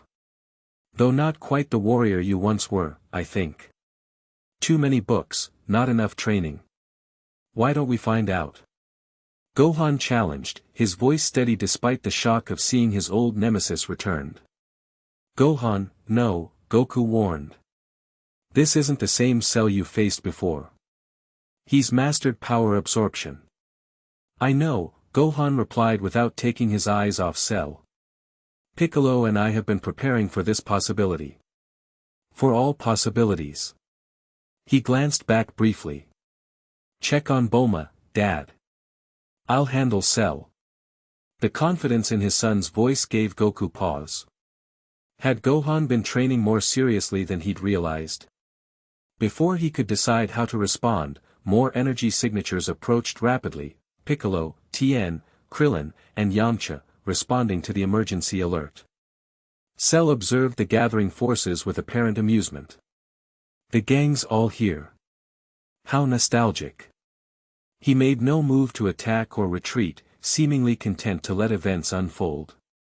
It's a distraction, Frieza's voice whispered urgently. He's too calm, too prepared. This is not his endgame. For once, Goku fully agreed with the tyrant's assessment. Cell was playing for time, keeping them occupied here while something else happened elsewhere. But what? The answer came in the form of a frantic communication from the flagship above. Emperor. General Sorbet's voice crackled through Goku's personal communicator. We're detecting a massive energy surge at Mount Paozu. Your residence is under attack. Ice formed in Goku's stomach. Chi-Chi, he whispered. Cell's smile widened. Decisions, decisions. The loyal advisor or the beloved wife? The Emperor's dilemma. Go, Dad, Gohan urged, his aura flaring brighter. I've got this. Trust me. For a brief, agonizing moment, Goku hesitated, torn between helping Bulma and protecting Chi-Chi, between trusting his son and facing Cell himself. Then his decision crystallized. Piccolo, support Gohan, he ordered as the Namekian landed nearby. Krillin, get Bulma to safety. The rest of you, evacuate civilians from the area. He turned back to Cell. This isn't over. Oh, it's just beginning, Cell replied cryptically. Give my regards to your wife, if you find her. The taunt nearly shattered Goku's control. Only the urgent need to reach Chi-Chi prevented him from attacking Cell then and there. With supreme effort, he focused on Mount Paozu's energy signatures and vanished. The moment Goku disappeared, Cell's demeanor changed. The casual confidence gave way to focused intensity as he assessed the remaining fighters. Now then, he said, cracking his neck. Let's see how much you've all improved since our last encounter. Gohan stepped forward, power crackling around him. More than you can imagine, Cell. I'm not the child you remember. Prove it, Cell challenged. And with that, the battle for West City began in earnest. Goku materialized outside his mountain home to find it engulfed in flames. The small house where he, Chi-Chi, and Gohan had built their life together was now a raging inferno, roof collapsed, walls crumbling. Chi-Chi, he shouted, extending his senses desperately for any sign of her. Nothing. No energy signature, no response. Panic overriding caution, Goku plunged into the burning structure, using his ki to deflect the worst of the flames. He searched room after room, finding only destruction. Their bedroom was completely destroyed, the kitchen barely recognizable. Chi-Chi, he called again, coughing as smoke filled his lungs. Despite his energy shield. Where are you? As he reached what had once been their living room, Goku noticed something odd, a pattern to the destruction. This wasn't random fire damage. The burn patterns formed specific shapes, deliberate markings. A message. Focusing his energy to clear the smoke momentarily, Goku could make out crude letters scorched into the floor, Frigid Prime. Alone. Cold understanding washed over him. This wasn't a random attack. It was a calculated move in a larger game. Cell had taken Chi-Chi to Frigid Prime, the Cold Dynasty's ancestral stronghold where the ritual texts had been found. He's forcing your hand, Frieza observed. Using your mate as bait to lure you into a trap. I know, Goku growled, already moving outside the collapsing house. But he doesn't understand what he's dealing with. Doesn't he? Cold's voice countered. He absorbed the woman's knowledge. He knows your weaknesses, your condition, the ritual requirements. Goku's communicator buzzed. Emperor, General Sorbet reported. We've detected an unauthorized hyperspace jump from Earth orbit. Small vessel, heading for the frigid system. Cell, Goku confirmed grimly. He has my wife. Prepare the flagship for immediate departure to Frigid Prime. Alert all Imperial forces in that sector to converge, but maintain distance until I arrive. Yes, Emperor. And the situation in West City? Unknown. Goku's jaw tightened as he realized he had no way to check on Gohan and the others without returning. Communication technology, even Imperial models, couldn't reach across the battle zone's energy interference. Forget them, Frieza urged. The woman is your priority. Your son and his friends will survive or not on their own merits. The coldly pragmatic assessment clashed with Goku's natural instinct to help his friends. But Chi-Chi was in immediate danger, and Gohan had asked for his trust. Set course for Frigid Prime, Goku decided. Maximum speed. I'll join you on the bridge immediately. Using instant transmission, Goku vanished from the smoking ruins of his home, reappearing on the flagship's bridge. Officers snapped to attention as he strode to the command chair, his expression thunderous. Status report, he demanded. Course laid in for Frigid Prime, Emperor, reported the navigation officer. ETA 14 hours at maximum hyperspace velocity. Not fast enough, Goku growled. Push the engines beyond safety parameters if necessary. Sir, that could damage that was an order, not a suggestion, Goku cut him off coldly. My wife's life is at stake. The bridge crew exchanged nervous glances but complied. The massive engines of the Emperor's fist roared as the ship accelerated beyond its designed limits, tearing into hyperspace with such violence that the structural integrity field strained to compensate. As stars streaked past the view screen, Goku closed his eyes, reaching out with his senses. Despite the vast distance, he tried to locate Chi-Chi's energy signature. Nothing. Either she was too far away, or... No. He refused to consider that possibility. Chi-Chi was alive. She had to be. Cell is clever, Frieza observed. Using your emotional attachments against you. I never had such weaknesses. That's why you lost, Goku replied aloud, not caring that the bridge crew heard him talking to voices only he could hear. Love isn't weakness. It's what makes victory worth fighting for. Pretty sentiment, Cold's voice mocked. Let's see if it keeps your wife alive when faced with Cell's perfect form. Goku's hands tightened on the armrests of his command chair, metal groaning under the pressure. Chi-Chi had been right to fear what he was becoming. This fusion of Saiyan heart and Frost demon calculation made him dangerous in ways neither would be alone. But right now, that combination might be exactly what was needed to save her. General, he addressed Sorbet. While we're en route, have the Science Division analyze every scrap of data we have on Cell. Strengths, weaknesses, behavioral patterns. I want to know exactly what we're facing. Yes, Emperor. And prepare my battle armor.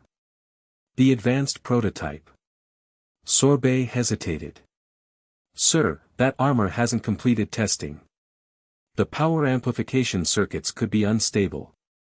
Perfect, Goku replied with a grim smile that wasn't entirely his own. Cell wants to absorb my power. Let's see how he handles it when it's overcharged to the point of explosion. The general bowed and departed to carry out his orders, leaving Goku alone with his thoughts, and the ever-present voices competing for influence. Using yourself as a bomb, Frieza noted with grudging respect. Surprisingly ruthless for you, Saiyan. I'll do whatever it takes to save Chi-Chi, Goku stated flatly. Even if that means sacrificing myself. And the Empire?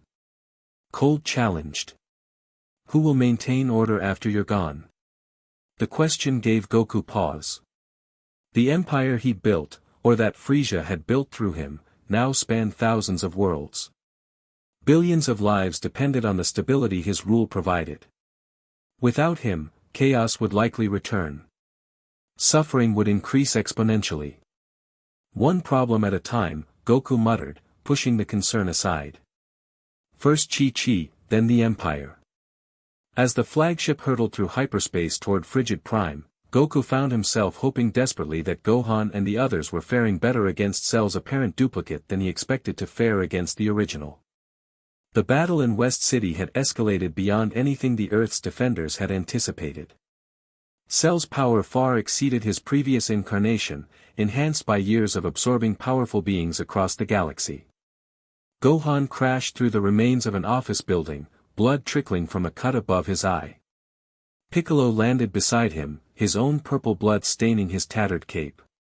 He's toying with us, Piccolo growled, helping Gohan to his feet. Testing our limits. I noticed, Gohan replied grimly. But something's off. His energy signature keeps fluctuating. Like he's not fully integrated. Above them, Cell hovered, watching their struggle with obvious amusement. Krillin and Tien had already been knocked unconscious. Yamcha was barely standing, supporting an injured Bulma who had regained consciousness during the battle. Is that all the challenge Earth's mighty defenders can offer? Cell called down mockingly. How disappointing. Perhaps I should destroy this city to provide proper motivation. No need, came a new voice. Vegeta descended from the sky, his battle armor gleaming in the afternoon sun. The real fight begins now. Cell's expression brightened. Ah, Vegeta. I was wondering when you'd join our little reunion. Now the party's complete. He studied the Scion Prince with obvious interest. You've grown stronger. Good. I'd hate for this to be too easy. Where's Kakarot? Vegeta demanded, looking around for Goku. Gone to Frigid Prime, Gohan explained quickly. Cell has Mom. Vegeta's expression darkened. A distraction, he realized. This entire attack was just to split our forces. Guilty as charged, Cell admitted cheerfully. Though I'd call it strategy rather than distraction. Divide and conquer, a classic for good reason. Then why are you still here? Piccolo demanded. Your real target is Goku. Cell smiled enigmatically. Who says I'm not exactly where I need to be? The cryptic response sent a chill through the gathered fighters. Something was wrong. If Cell's goal was to absorb Goku and Frieza's power, why remain on Earth fighting a holding action? Unless. You're not Cell, Gohan said suddenly, understanding dawning. Not the original. Very good, Gohan, the creature applauded. Your intellect hasn't dulled, even if your fighting skills have. His form rippled slightly, the perfect solidity of Cell's appearance momentarily blurring. I'm what you might call a provisional copy. Enough of Cell to keep you occupied while my progenitor handles more important business. A clone, Vegeta spat. A diversion. I prefer the term extension, the Cell copy corrected. A temporary manifestation of the perfect being's will. Sufficient for my purpose here. Which is what, exactly? Piccolo demanded. The Cell copy smiled coldly. To deliver a message, of course. And to ensure none of you interfere at Frigid Prime. He raised his hand, energy gathering in his palm. Consider this a mercy. Your deaths here will be quick. What awaits Goku and his mate will be, considerably less pleasant. The gathered fighters tensed, preparing for Cell's attack. But before he could release the energy blast, a new presence made itself known, a massive power level appearing suddenly above the battlefield. What is this? The Cell copy demanded, looking up in alarm. Descending from the clouds came a familiar green figure, but not Piccolo. This Namekian was older, more weathered, with a stern countenance that commanded respect. Nail. Piccolo breathed in disbelief. Not quite, the newcomer replied. I am Denden, High Elder of New Namek. I bring a message from the Kais themselves. The Cell copy faltered, clearly not having anticipated this development. The Kais have no business here. This is between me and the Emperor. When the balance of the universe is threatened, it becomes the Kais business, Denden replied firmly. He turned to the Earth's defenders. I bring both warning and opportunity. The ritual you seek to perform is indeed possible, but the ninth component has been misunderstood. This isn't the time for cryptic messages, Vegeta snapped. Kakarot is walking into a trap on Frigid Prime. I am aware, Denden replied calmly. But rushing to his aid unprepared will only result in your destruction. The power Cell has amassed is beyond anything you've faced before. The Cell copy laughed. Listen to the wise Namekian. Your Emperor is doomed, regardless of what you do. Denden turned to face the copy, his expression severe. And you, abomination, are merely a shadow, a temporary construct that has already served its purpose. Your existence ends now. Before anyone could react, Denden raised his hand. Ancient Namekian words tumbled from his lips, a spell not heard in the universe for generations. Energy unlike any they'd witnessed before emanated from the Elder, washing over the cell copy in waves of purifying light. "What is this?" the copy screamed, his form beginning to dissolve.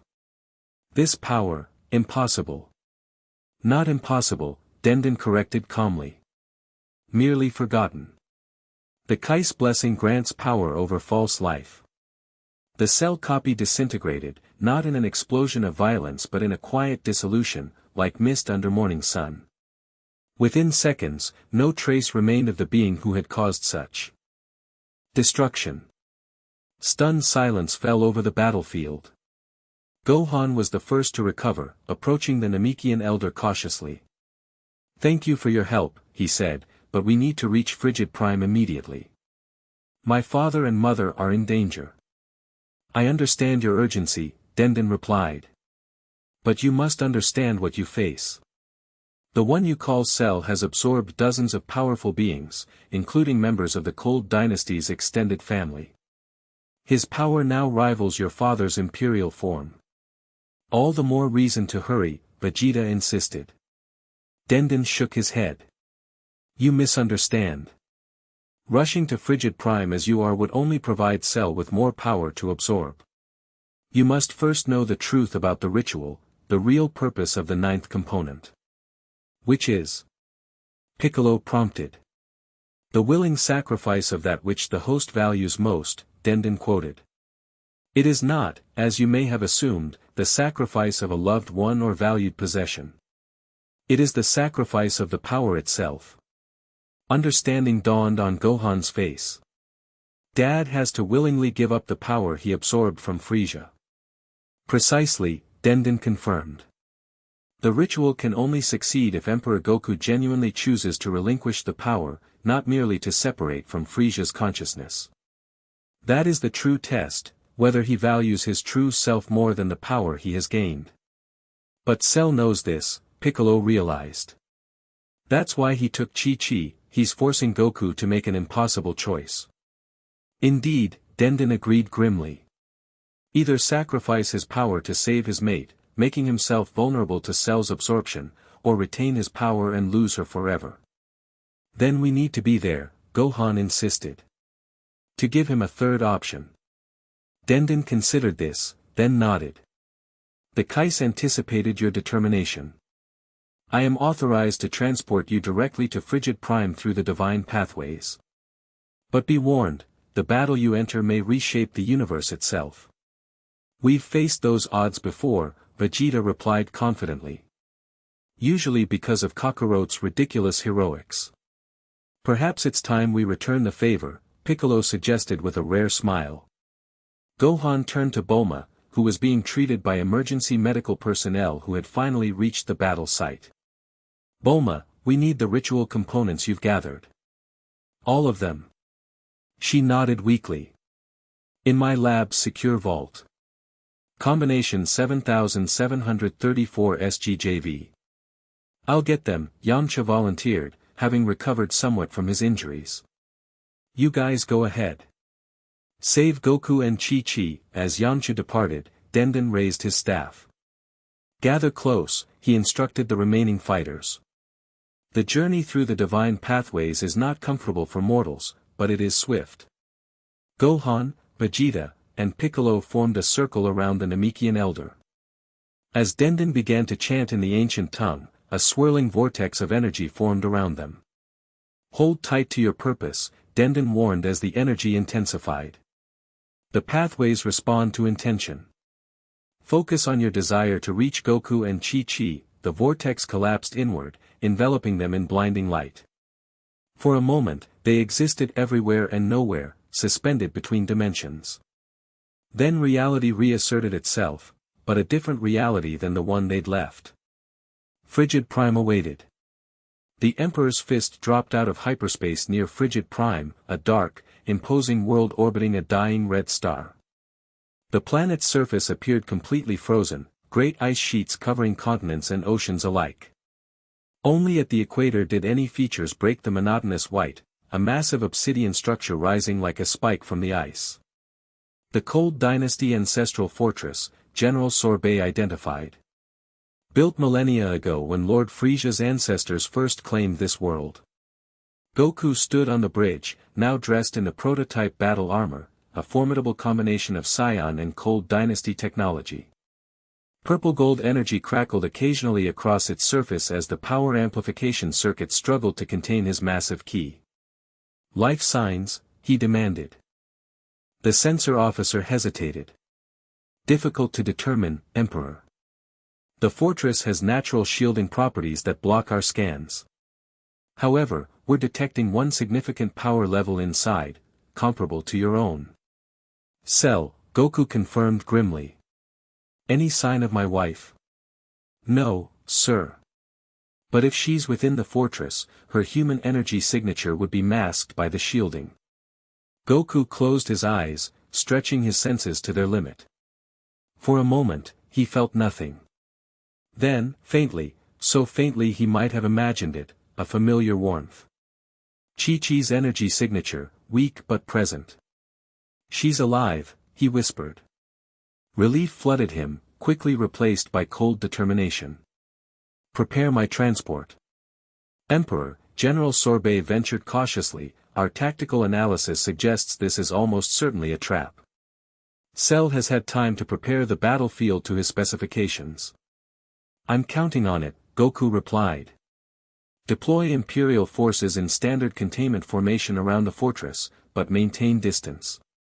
No one approaches without my direct order. And if you don't return? Sorbet asked quietly. Goku's expression hardened. Then implement Protocol Omega. Quarantine the planet. If necessary, destroy it. Shocked silence met this order. Protocol Omega, the complete destruction of a planet, had never been issued under Goku's reign, despite being standard procedure during Frieza's era. Now you understand, Frieza's voice approved. Sometimes, sacrifice is necessary for the greater good. Sir, Sorbet acknowledged finally, I pray it doesn't come to that. So do I, Goku agreed quietly. He turned to leave, then paused. One more thing. If my son arrives with the other Z fighters, permit him to follow me, but ensure he understands the risks. Yes, Emperor. Goku nodded once, then made his way to the launch bay where a small, one-person craft awaited. As he boarded, the voices in his mind grew more insistent, offering strategies, warnings, urging both caution and ruthlessness. For perhaps the first time since absorbing Frieza, Goku welcomed their counsel. The coming confrontation would require every advantage he could muster, even the tactical brilliance of the tyrants whose essence he carried. The small craft launched from the flagship, descending rapidly toward Frigid Prime's frozen surface. As it approached the obsidian fortress, Goku could sense Cell more clearly, an amalgamation of familiar energy signatures, including unmistakable traces of Frieza's lineage. The craft landed on a flat expanse of ice near the fortress entrance. Goku emerged cautiously, scanning for immediate threats and finding none. The air was brutally cold, his breath forming crystals that shattered and fell like tiny glass shards. Even through his advanced armor, he could feel the planet's hostility, a world designed for the Cold Dynasty's natural resistance to extreme temperatures. I know you're watching, Cell, Goku called out, his voice echoing across the ice field. I'm here as you wanted. Alone. For a moment, nothing happened. Then a section of the obsidian wall rippled and dissolved, revealing a corridor illuminated by an eerie purple glow. Welcome, Emperor Goku, Cell's voice reverberated from within. I've been expecting you. Please, enter freely. Goku approached the opening warily, senses alert for any ambush. The corridor beyond appeared empty, stretching deep into the fortress's interior. It's too easy, Cold's voice warned. He's drawing you in, separating you from potential reinforcements. I know, Goku muttered. But I don't have a choice. There's always a choice, Frieza countered surprisingly. Destroy the fortress from orbit. Sacrifice the woman for the greater goal. Not an option, Goku replied firmly, stepping through the doorway. The moment he entered, the opening behind him sealed seamlessly, the obsidian flowing like liquid before hardening again. Trapped now, Goku proceeded down the corridor, following the only path available. The fortress interior was a maze of obsidian corridors and chambers, each bearing ancient symbols of the Cold Dynasty. Goku recognized some from Frieza's memories, declarations of conquest, warnings to enemies, celebrations of particularly brutal victories. After several minutes of walking, the corridor opened into a vast circular chamber. The ceiling rose hundreds of feet overhead, a dome of pure ice that refracted the dim red light of the system's star. At the center of the chamber stood an altar-like structure, surrounded by 7 crystalline pillars. And bound to the altar, unconscious but visibly breathing, was Chi-Chi. Goku started forward instinctively, only to freeze as Cell stepped out from behind one of the pillars. "Patience, Emperor," Cell cautioned, raising one hand. "One wrong move and your wife's life ends before you reach her." Goku halted, assessing the situation rapidly. Chi-Chi appeared unharmed physically, though her life energy seemed unnaturally suppressed. Cell himself stood confidently, his power level indeed comparable to Goku's own, perhaps even greater. Most concerning, however, was the altar itself. Goku recognized it immediately from the ancient texts, the Nexus of Essence, designed specifically for the ritual of separation, or absorption. "You've been busy," Goku observed, keeping his voice steady. "Setting up the ritual chamber. Planning this elaborate trap." "Not a trap," Cell corrected. "An opportunity. For both of us." "What do you want, Cell?" "Really?" "Completion." Cell gestured around the chamber. "Dr. Gero created me to be the perfect being, incorporating the cells and powers of the universe's greatest warriors. But his vision was limited. He never imagined the possibilities of full absorption as you demonstrated with Frieza." Cell approached one of the crystal pillars, running his hand along its surface lovingly. "When I learned what you had done, absorbing not just power but consciousness, essence, identity, I realized the true path to perfection. Not merely collecting genetic samples, but incorporating complete beings. So you want to absorb me," Goku concluded, "and gain Frieza's power in the process." "That was my original plan," Cell admitted. "But after studying the ancient texts, after absorbing the knowledge of scholars across the galaxy, I realized something far more interesting." He smiled enigmatically. "The ritual works both ways." Goku frowned. "Meaning?" "Meaning it can separate essences, or it can merge them completely." Cell's eyes gleamed with fanatical fervor. "Imagine it, Goku. Not just absorption as you know it, with competing consciousnesses, internal struggles. Complete integration. Your power, Frieza's cunning, my perfection, all unified into a single, harmonious being. The ultimate life form." The proposal sent a chill through Goku unlike anything he'd felt before. Cell wasn't proposing to take his power, he was suggesting they become something entirely new. "You're insane," Goku stated flatly. "I'm visionary," Cell corrected. "And deep down, you're tempted. I can see it in your eyes. Part of you, the part influenced by Frieza, recognizes the logic, the potential. Unlimited power without the internal conflict you currently endure." He was right, Goku realized with horror. Something within him, Frieza's essence, or perhaps some darker part of his own nature, did find the proposal intriguing. The power would be unimaginable, the potential unlimited. "And Chi-Chi?" Goku asked, forcing himself to focus on what mattered most. "What's her role in this madness?" "Insurance," Cell replied simply. "And necessity. The ritual requires specific components. One of which is the willing sacrifice of that which the host values most. I assumed that would be her." Goku's eyes narrowed. "You're saying I need to sacrifice Chi-Chi for the ritual to work?" "Never. Not necessarily," Cell corrected. The texts are ambiguous. It could refer to a person, or to something more abstract. Your identity, perhaps. Your separate existence. Or. His eyes gleamed. Your power. Understanding dawned on Goku. The ninth component. That's why the ritual texts were so vague. Indeed. The sacrifice must be genuine, not coerced. A true choice.